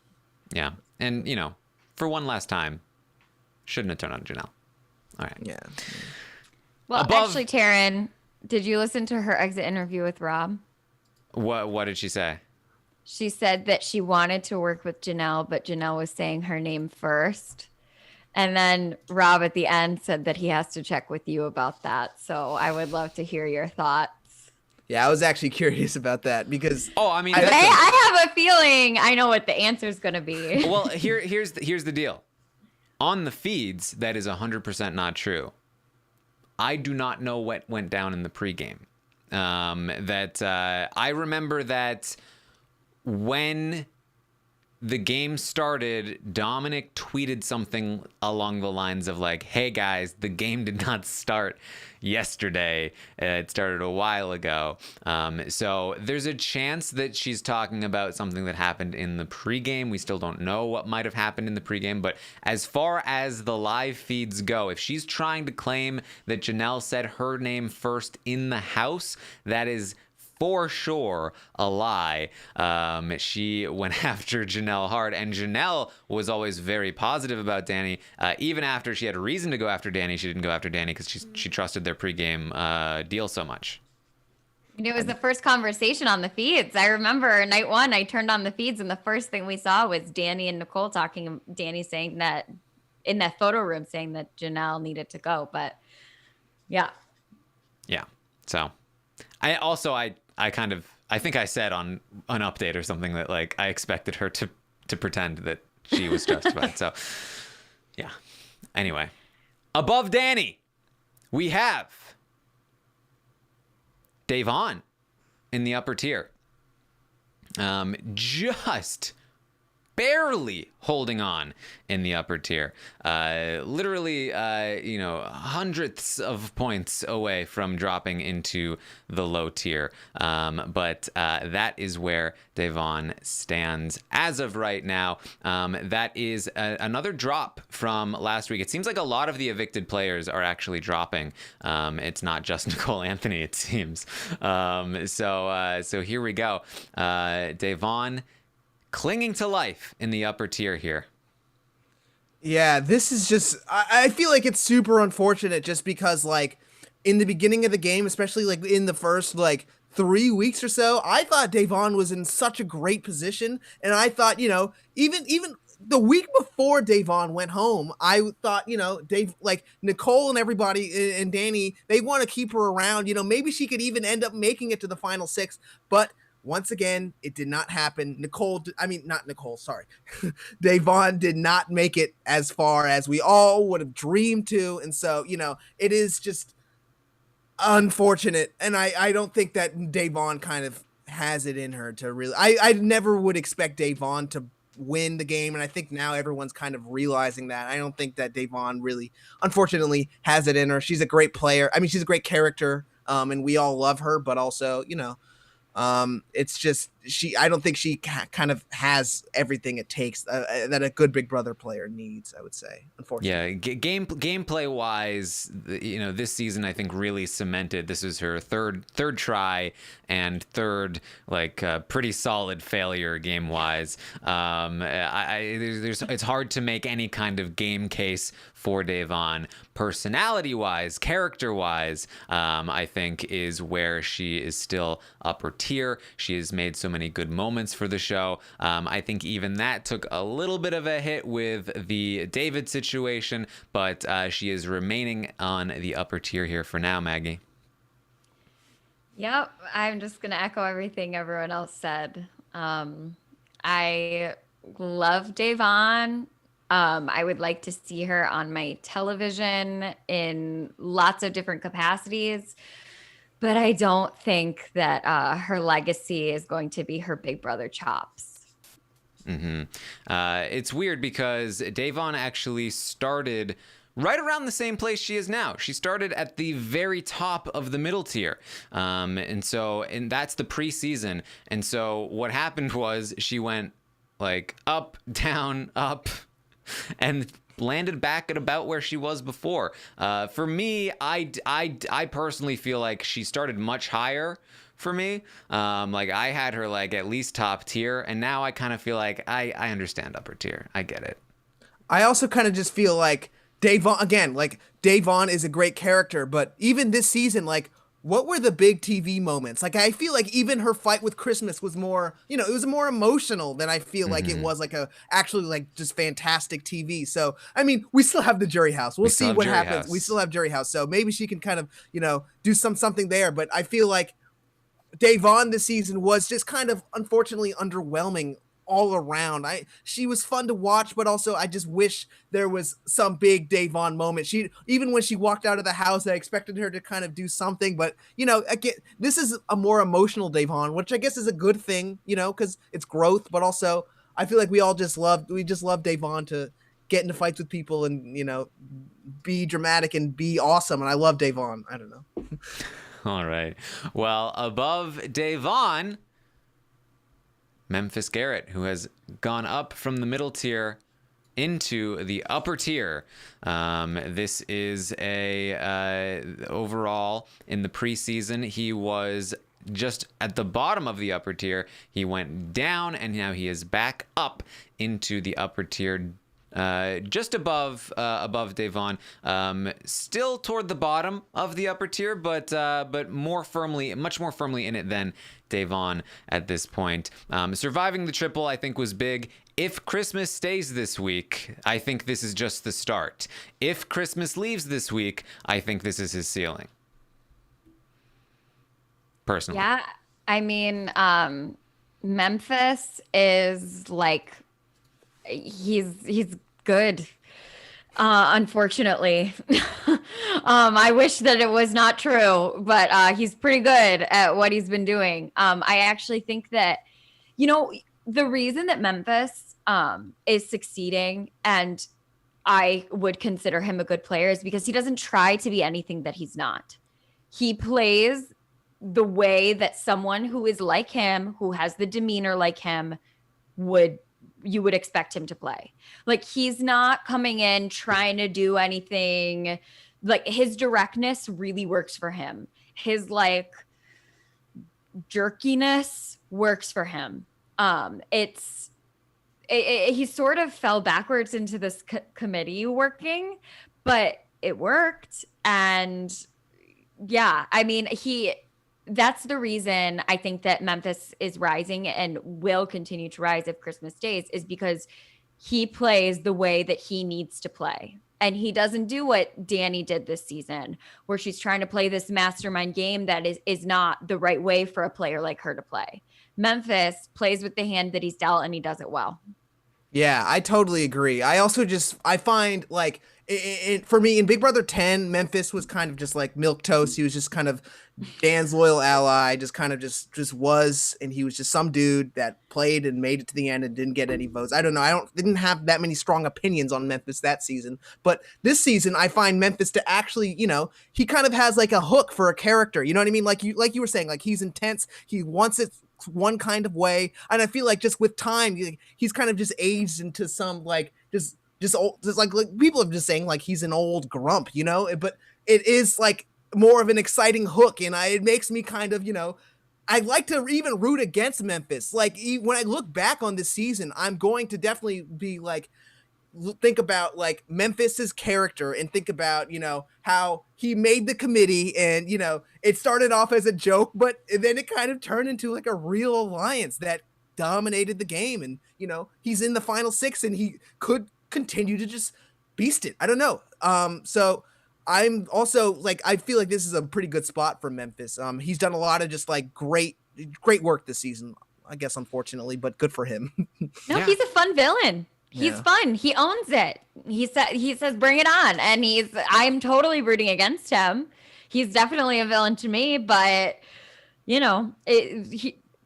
shows need heroes and villains. So Memphis truly is a villain of old. Like, like he is the kind of villain that we used to see back in the Big Brother 10 days, where like some might call Cody the villain, but Cody's kind of like the protagonist in a way, like, but he's the protagonist that that many people do not root for. Where like Memphis is not meant to be rooted for. He's not the protagonist. He is the villain. But he's also like the villain in a way that is like not most of the time not over the top. Now, I do not think that Memphis is perfect. I don't think he's the perfect villain, nor do I think he's close to it. I think that I do not like the way that he treated David. But in terms of like villainy, if we're comparing him to other villains in modern times, modern games, I think that he is up there in terms of that kind of villain. And he's doing well. He's doing well in this game, and he really could be the winner of this game, especially if Christmas stays. So, and I think the other thing is that like the rest of the house guests also, like, they've all been talking about how Memphis is the villain of the season. They know Memphis is edited as the villain of the season, and like you were saying, Memphis owns it. So if he does make it to the end and he's like, "Yo, I was the villain, they're gonna be like, you right. So good for you that you did this and you pulled it off. Like, I don't know. The fact that he does have that trait might actually help him in the long run. Yeah. All right. Above Memphis, Ian Terry, who has fallen behind Nicole Franzel. And it's actually pretty close between Ian and Memphis. I have to imagine that this is the horse race here for the Legacy Watch. Can Memphis overtake Ian by the end of the game? Can he be the better renegade? If he doesn't, then for Memphis, this season was for naught. He literally went on to prove that he was the better Dan ally than Ian. And I mean, he made it farther than him. But if he does not make it above him in the legacy rankings or in the stock watch, Memphis is going to be pissed. This season was for naught. Yeah.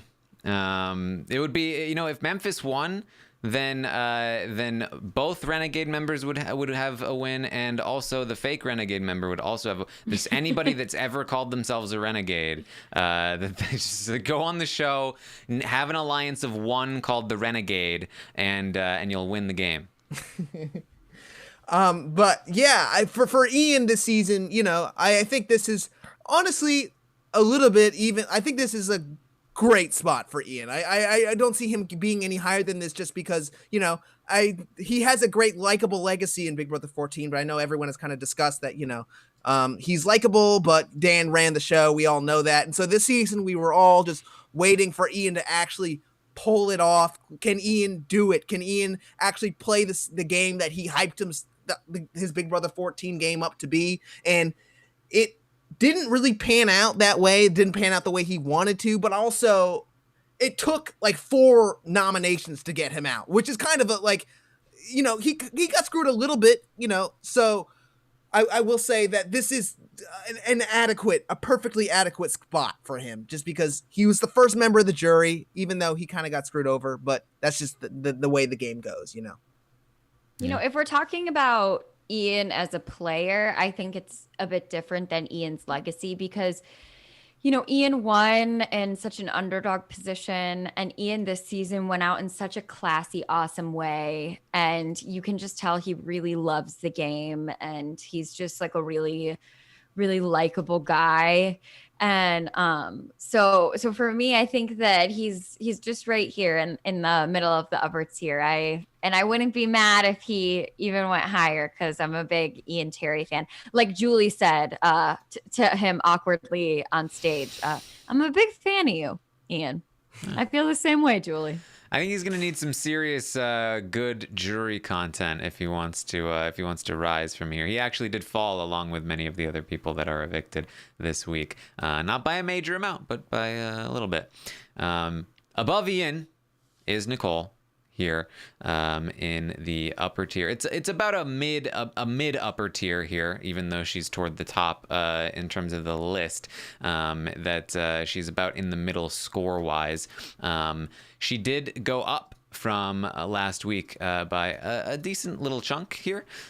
She survived the triple eviction. She is heading into the final 5 safe. She is the only winner left in the game. Now, I don't know what's going to happen next week. The more I think about it, the more I feel like it's a mistake to keep Christmas, especially for Nicole. And I could easily see Nicole. I'm just thinking about the HOH competition. It's going to be Enzo and Nicole versus Christmas and Memphis. Like, my money is definitely on Christmas and Memphis there. And in that spot, Nicole is the target. And it's just a matter of not having Christmas on the block or Memphis on the block next to Nicole. Christmas certainly wouldn't do that. Memphis might. But if the veto is used in a certain way, then definitely Nicole goes home. Or if he's smart enough not to put Christmas on the block, which he seems like he probably would be, then who knows? So it's a tough spot here for Nicole moving forward if Christmas stays in the game. But here she is, middle upper tier, and I think that's relatively fair for now for Nicole. I mean,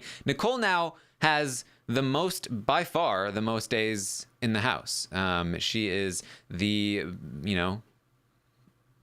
I don't know what you would, not the face of Big Brother, but like she is the person who has spent the most time playing this game.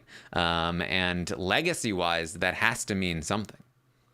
Yeah, it's weird to me that that is a true statement, and that is. I wish I liked Nicole more. I wish I would love to say that Nicole like was the face of Big Brother because again, like yeah, she has been in the house for so long.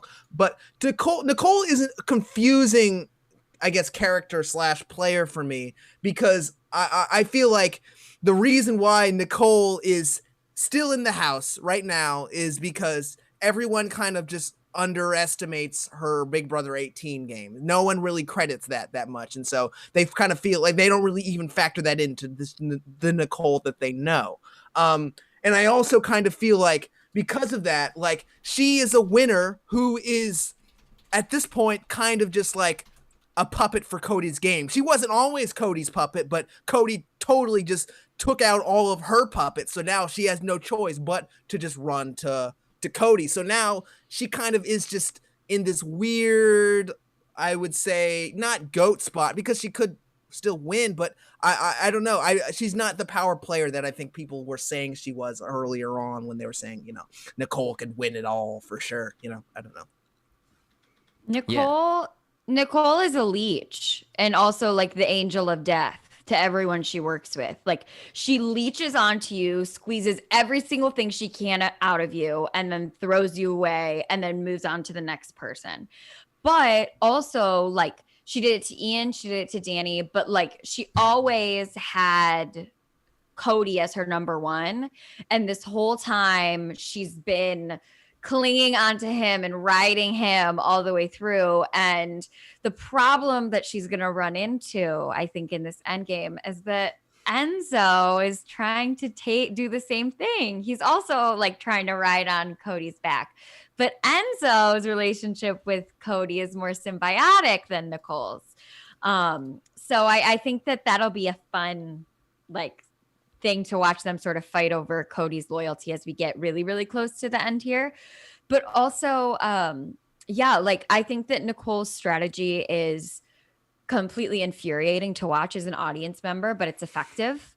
And, you know, you got to give it to her that she has played 3 times. She's won and she's in the top 6. And yeah, I mean, I don't like it that she's still there. I don't like it that she's in the upper tier, but you know, it is what it is. And the chips fell the way that they did this season. And a lot of it has to do with Nicole's annoying strategy. I mean, I think she's still in serious contention to be the first 2-time winner. Yeah. Yeah. But even I feel like regardless of that, if Nicole wins the game, she has the most days in the game, you know, she will never, just the fans will not allow her to be the face of Big Brother. They won't allow it. And it's like literally it's the reason why we don't like her. Like I'm trying to find a way to put it, but it's literally because of her. We refuse her, and for that, she will never become a big member of the Big Brother pantheon like a Janelle. Even though I would say she's a better player, for sure, she's a better player than Janelle. But she is Take that back.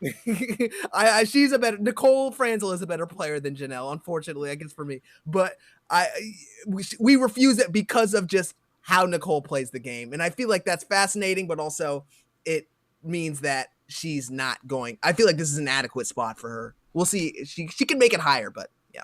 If Nicole wins this game, mark it, 5 years from now, people say she's the best player of all time.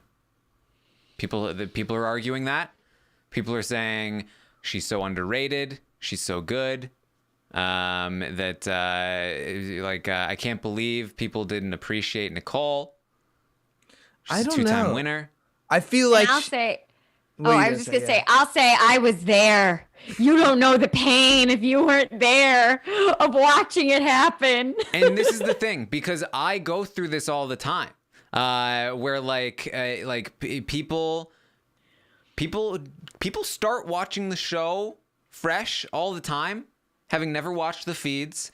They go back, they watch previous seasons, they get an idea from the edit that they watched, or they look at the stats. Stats and edit are the 2 most lasting impactful things that on the show's fan base. That is what I have noticed throughout my time in the fan base, is that the feed opinions exist at the time, and then they eventually fade as people go back and they watch seasons, they rewatch seasons, and their memories change. Like that's what happens. And I certainly from watching Survivor, like at the time when Sandra won Heroes versus Villains, I didn't see a single person talk about Sandra being the best, Sandra being the queen, Sandra being the best. Everyone was talking about Parvati was robbed. Some people were talking about Russell was robbed. Some people were talking about Boston Rob was robbed. But nobody was talking about Sandra as the best player ever, at least not that I saw at the time. It was not the prevailing opinion at the time. It's something that grew over the years. That when you look back and you look at the stats, it's something that eventually pervades your mind. I really do feel like if Nicole wins this season, over the years, the opinion will just continue to rise because nobody else has that stat. But Taryn, I think the thing is, even at this point, we all love Nicole and Big Brother 16 and Big Brother 18, the edit, like you were saying, the edit, they were trying to get us to like her and we kind of resisted it at that point. But at this point, even the show has turned on her. If you look at Oteb said, I don't like hearing your voice. It's annoying to me. So just for that, I feel like if the show is against her and we're all against her, I don't see that changing. I understand your point, but also, the show still, like, for Survivor Heroes versus Villains, like, we all still, like, Sandra was an entertaining character to us. Of course, people were rooting for Russell to win. People were rooting for Parvati to win. But, Sandra was still, we all loved Sandra. We all loved watching her, and no one loved Sandra's at least savage. Yeah. Like, I don't know. I mean, I do agree with you, Taryn. That's why I'm just saying take it back because I don't want to have to deal with it. And you're right about most things. So I would like you to please take it back. It's just like, I'm just saying, it's one of these moments. Somebody's going to send me this clip 5 years from now. And I just want to say it for that person 5 years from now. Hello. Feel free to send me this in my mentions. There'll be a $100 bet. Someone in the chat make a $100 bet with Taryn right now. All right. Above Nicole in the Legacy Watch, Enzo, who has fallen out of the top tier into the upper tier below Cody. This isn't surprising. As a self-proclaimed stanzo, I had a very hard time with him triple eviction night when he didn't vote out Nicole. It was very tough for me to be holding my stanzo card and not want to throw it in the trash. I'm choosing to stay. My flag is still firmly planted in the stanzo camp, but I don't disagree with everybody bumming him down. He deserves it. He should pay for what he did. I think this is just totally reactionary to me because I don't know, I was pissed in the moment too, but also we people have already been discussing that. I feel like this is the right move. That was the right move for Enzo, and also I could see, like we were saying before with Christmas, I think that if you put Enzo in a season, if you put him in 100 seasons, I'd say 93 of those seasons, Enzo's making it to the top 6. Period. Well, Phil, I was thinking about it today. I was like, what does Enzo do strategically that gets him into the spot? He's in the same spot he was in 12, essentially. And I was so down on Enzo preseason because I didn't see what the strategy was in 12. But he does what Nicole does, but in a totally different way. So he is so good socially that he has his pick of the litter, right? Beginning of the season, everybody pretty much wanted to work with him, and he was able to grab onto the person. 12, he did Hayden. This season, he picked Cody. Grab onto the person who I think that he perceives as this, like, strong socially, not as strong as him, but strong socially, and the person who he thinks is going to be able to win comps. And he, like, essentially climbs on their back and rides them as far as he possibly can. And he's not a leech like Nicole is. Nicole is like sucking the life out of you as she does Nicole it. Like adds nothing. Yeah, like Enzo is fun. Like Enzo is like cheering you on, and he's like, "Let's do this." Nicole keeps people Enzo keeps people in line. Like Enzo brings you valuable information. He hypes up the group. He keeps people loyal. He pulls in people like Tyler to make sure that they don't turn. Nicole very rarely adds value to the group. She did keep Ian around. She had Christmas for a little while, but that was after Tyler had already gotten Christmas. So like Ian was really the only ad she had for the alliance, and like for the most part she doesn't tend to add value. I think that's the main difference. I think Enzo keeps people loyal, but also I think in a fun way. I think he reminds me of like a middle school basketball coach. You know what I mean? Where like you just are so engaged with him, and of course he is kind of like making you fall, not making you fall in his line, but like making you think a certain way, but in a fun, easygoing way. I will say though that I wish. I fantasize about like, what if we got to see like a younger Enzo? If we saw like a 25-year-old Enzo who doesn't kind of just get tired after a certain point, because I feel like that's what Enzo does. Like you were saying, like he latches onto some person, he rides them until the end. But it's because like I feel like he is tired of it. He's done with it, So he hasn't even been on the show in a little bit. So I wish. I don't know. In a different world, if Enzo was a little bit younger and he was a little bit more hungrier, I feel like we would see a great one. But I feel like this is a good spot for just the Enzo that we have now. Yeah, I think the main problem here is that people like people that actually make moves, and Enzo doesn't make moves. That's not Enzo's game. Enzo exists. He exists in a group. He helps keep the status quo. I mean, Enzo is Tommy from last season, just with a different message. With Tommy was just like, keep the group together, keep the group together. Enzo's actions are doing that, but his words are like, let's make a big move, yo, as I'm keeping the group together. Let's make a big move, yo, as I betray everything that I'm telling you. And that's, I think, where a lot of like the betrayal is feeling with this sudden drop, where like people are realizing that like, oh, Enzo lied to us. Like, we just got Enzo'd. We just experienced what happened to Davon and Bailey and Janelle and Kaser and Tyler. Like, we got pulled. We thought Enzo was on our side secretly, even though we knew he was with Cody the whole time. We were like, yeah, but he's really with us. He really wants a move to be made. And then he voted that way, and we were like, oh my God, we got played. And he's on the back of the person who's playing the best in the season, basically. And he's not even really helping steer the ship. And he's afraid. He lets the person do, what they want to do. But Enzo does play a little scared.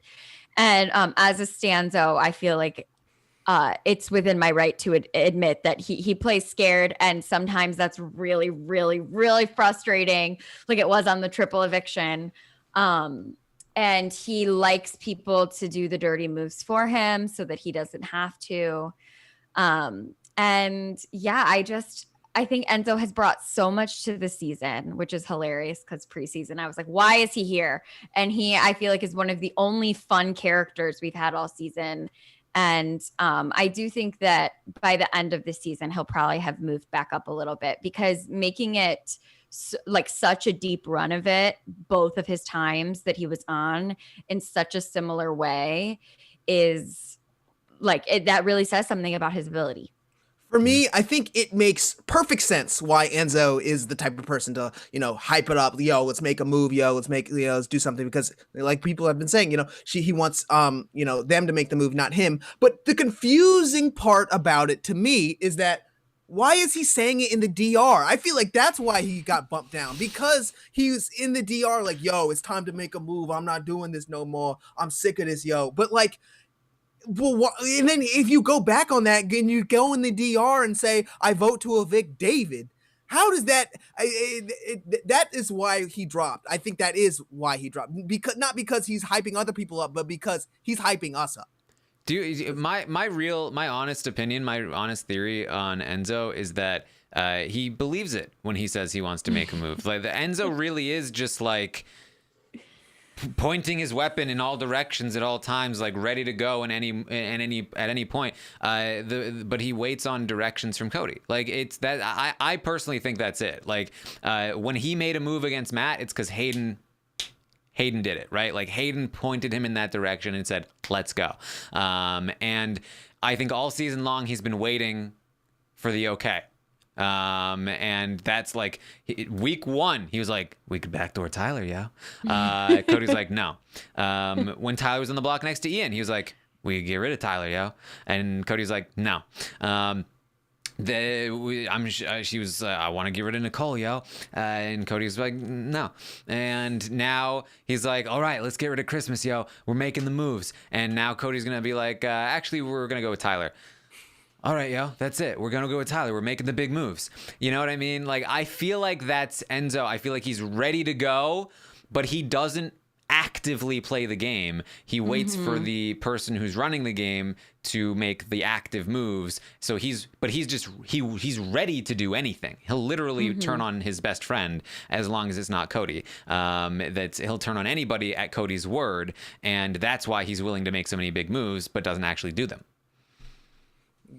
I essentially agree. And so that is why, I also kind of feel like he does that even to hype himself up, to kind of give him some sense of purpose or meaning in the game and meaning in the house. So he's not just kind of, he doesn't emotionally feel like he's just sitting there, Like, Enzo as Dan's number 2 would be slitting throats left and right. Like, he'd be bathing in blood at this point in the season. That's I think where he would be. All right, above Enzo is Cody in the top tier. He has landed.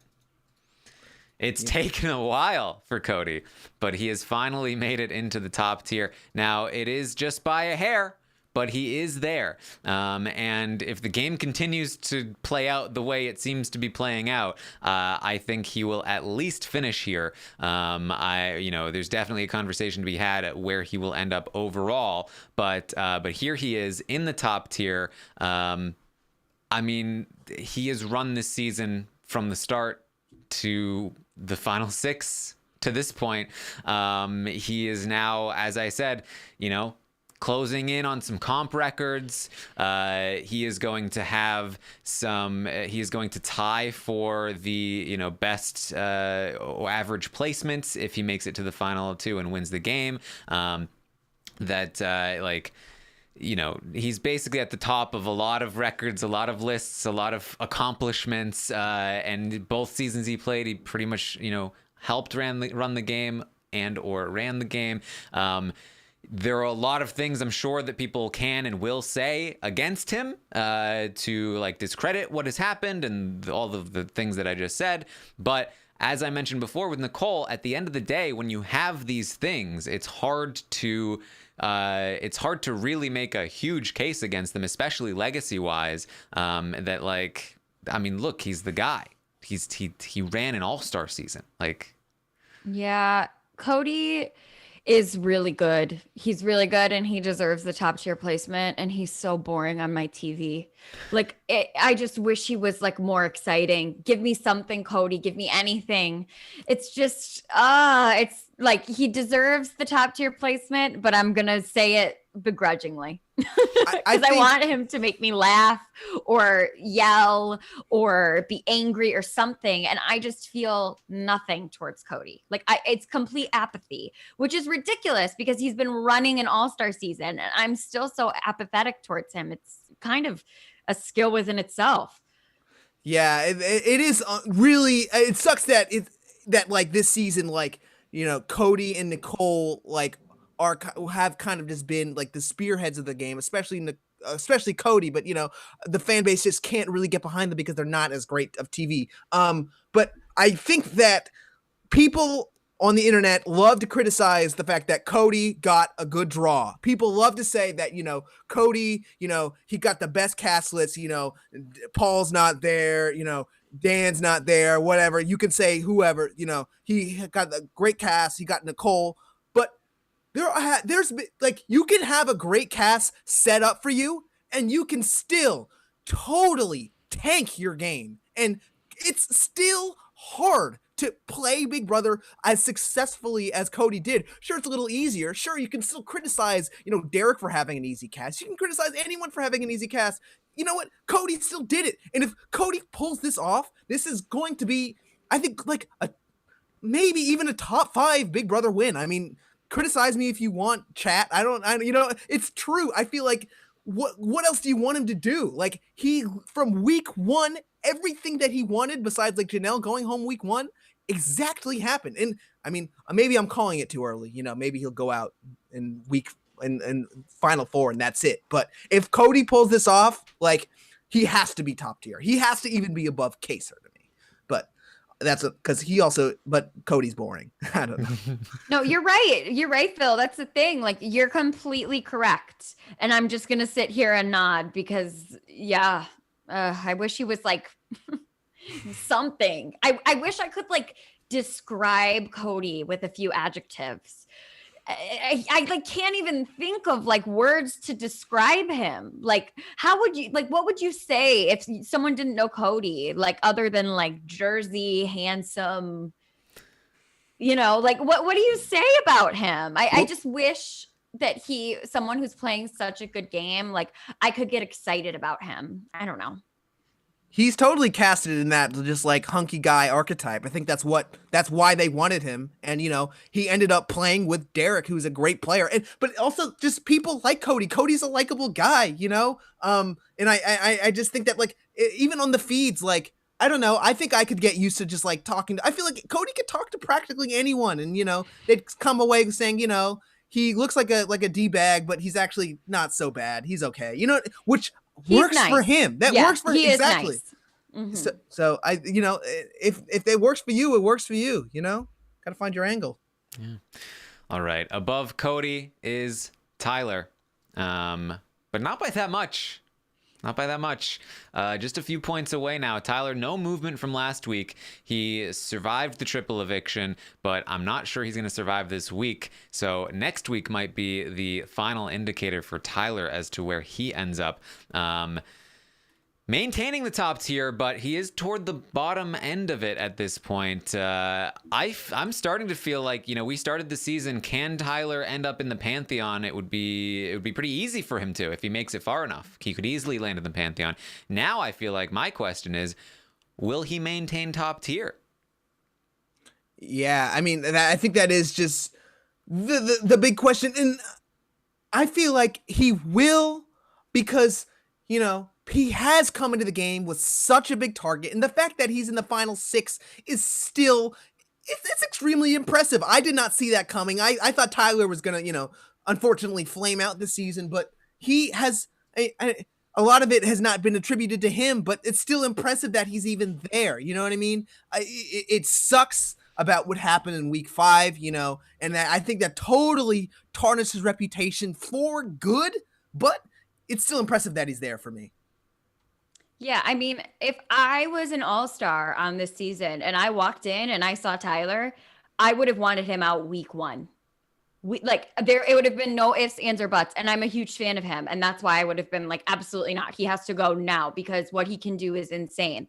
And if he hadn't literally thrown away his game, he would be in such a great position right now. And I think that that's obviously what a lot of people struggle with when they rate him, as do I when I rate him. But Tyler's skill level is like definitely top tier level. And I also think that I'm interested to see once we get a bit away from this year, how people will feel about him, because I think a lot of it also has to do with the way he reacts to all of this on social media. I could easily see him getting on social media and not wanting to talk about Big Brother at all. I think this experience being back for him has been pretty negative. And the first time he had a net positive experience, and he doesn't really like talking about Big Brother that much.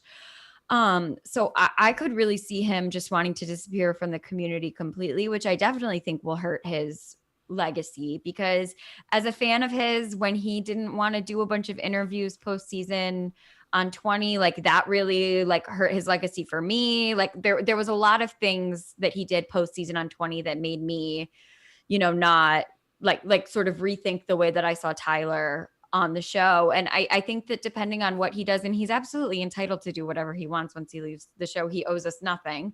But if we're strictly talking legacy wise, I think that could really factor into the way people view him. All you had to do was be nice. That's all you had to do. I will give a counterpoint. I think that basically, like the three, Dr. Will, Dan, and Derek. Derek is the most involved in the community, gets the most amount of hate. Dan is the middle involved player, gets a middle amount of hate. Dr. Will acts like he's above Big Brother, it's beneath him, gets the least amount of hate. That's all I'm going to say. I feel like there might be a winning strategy here. Very true. I hadn't thought about that, I hadn't thought about it. I just think that like if he... like Dr. Will at least acknowledges like Big Brother's existence, True. But yeah, I mean, we'll just have to see. And like I said, he owes people nothing once he's off the show. He came, he did his job, and he's left. But I think that that does factor a bit into the way people see him, the years to come. So yeah, I 100% agree. And I the only way I see Tyler even rising from here, because I agree with you, Maggie, that like after the season, I feel like he's already done with it, but I feel like he's going to be totally done with it. He's going to want to just chill with Angela, make jewelry, do whatever they want, be influencers. Do you live think? His life? Yeah, exactly. They don't, but I will say if Tyler starts to show fight, if in the edit we start to see Tyler really being like, yo, I need to pull out these comps, and he starts doing it, that's going to make him rise. And I feel like then he's going to be in the pantheon with the Dans, with the I mean, like people called him one of the greatest players of all time, and he didn't even win his first season. So if he's able to start just killing it and start showing that drive that we all want from him again, that's all we need. We want to like him. We just need a reason to like him, Well, above Tyler is still Kaser, and then Janelle, who neither of which saw any real movement here. Kaser at the top tier, and Janelle in the pantheon. I don't know if there's anything else to say about Janelle and Kaser, but go at it if you have any thoughts. Yeah, I mean, Janelle's being on Twitter, I guess, is good for her. Like if it works for you, it works for you. But I would be interested to see, because I know Janelle said she wants to come back. I don't know if they would ever invite her back, but I guess, yeah, this is a good job, guys. Good spot for both of you. I don't know. Janelle is so awesome. I wasn't around, like I didn't watch Big Brother when she was really on. I watched her on 14 live, but she was out so early. I didn't really like understand the epicness that is Janelle. And I think that maybe the reason that fans like love her and her resurgence has come up so much is because she's the exact same Janelle from 6 and 7. And there's a whole new crop of fans who, like me, who are got to watch it live and feel like they're watching along with her. And her triple eviction tweets were super fun for those of us who are, sad she's there and rooting against the same people she's rooting against. And I think that Janelle absolutely has earned her spot in the pantheon. Like she is Big Brother. Like Janelle is Big Brother, and it's so great. It's great. Yeah, I 100% agree. I will just say with talking about Kaser, personally, I think he is too high just because, I mean, everyone's been parroting it. He's a 3-time pre-juror, but also I understand how much of an influence he is, and I understand how much there's no one else like him on Big Brother. So I'm not going to really dispute it. He could be lower for me, but All right.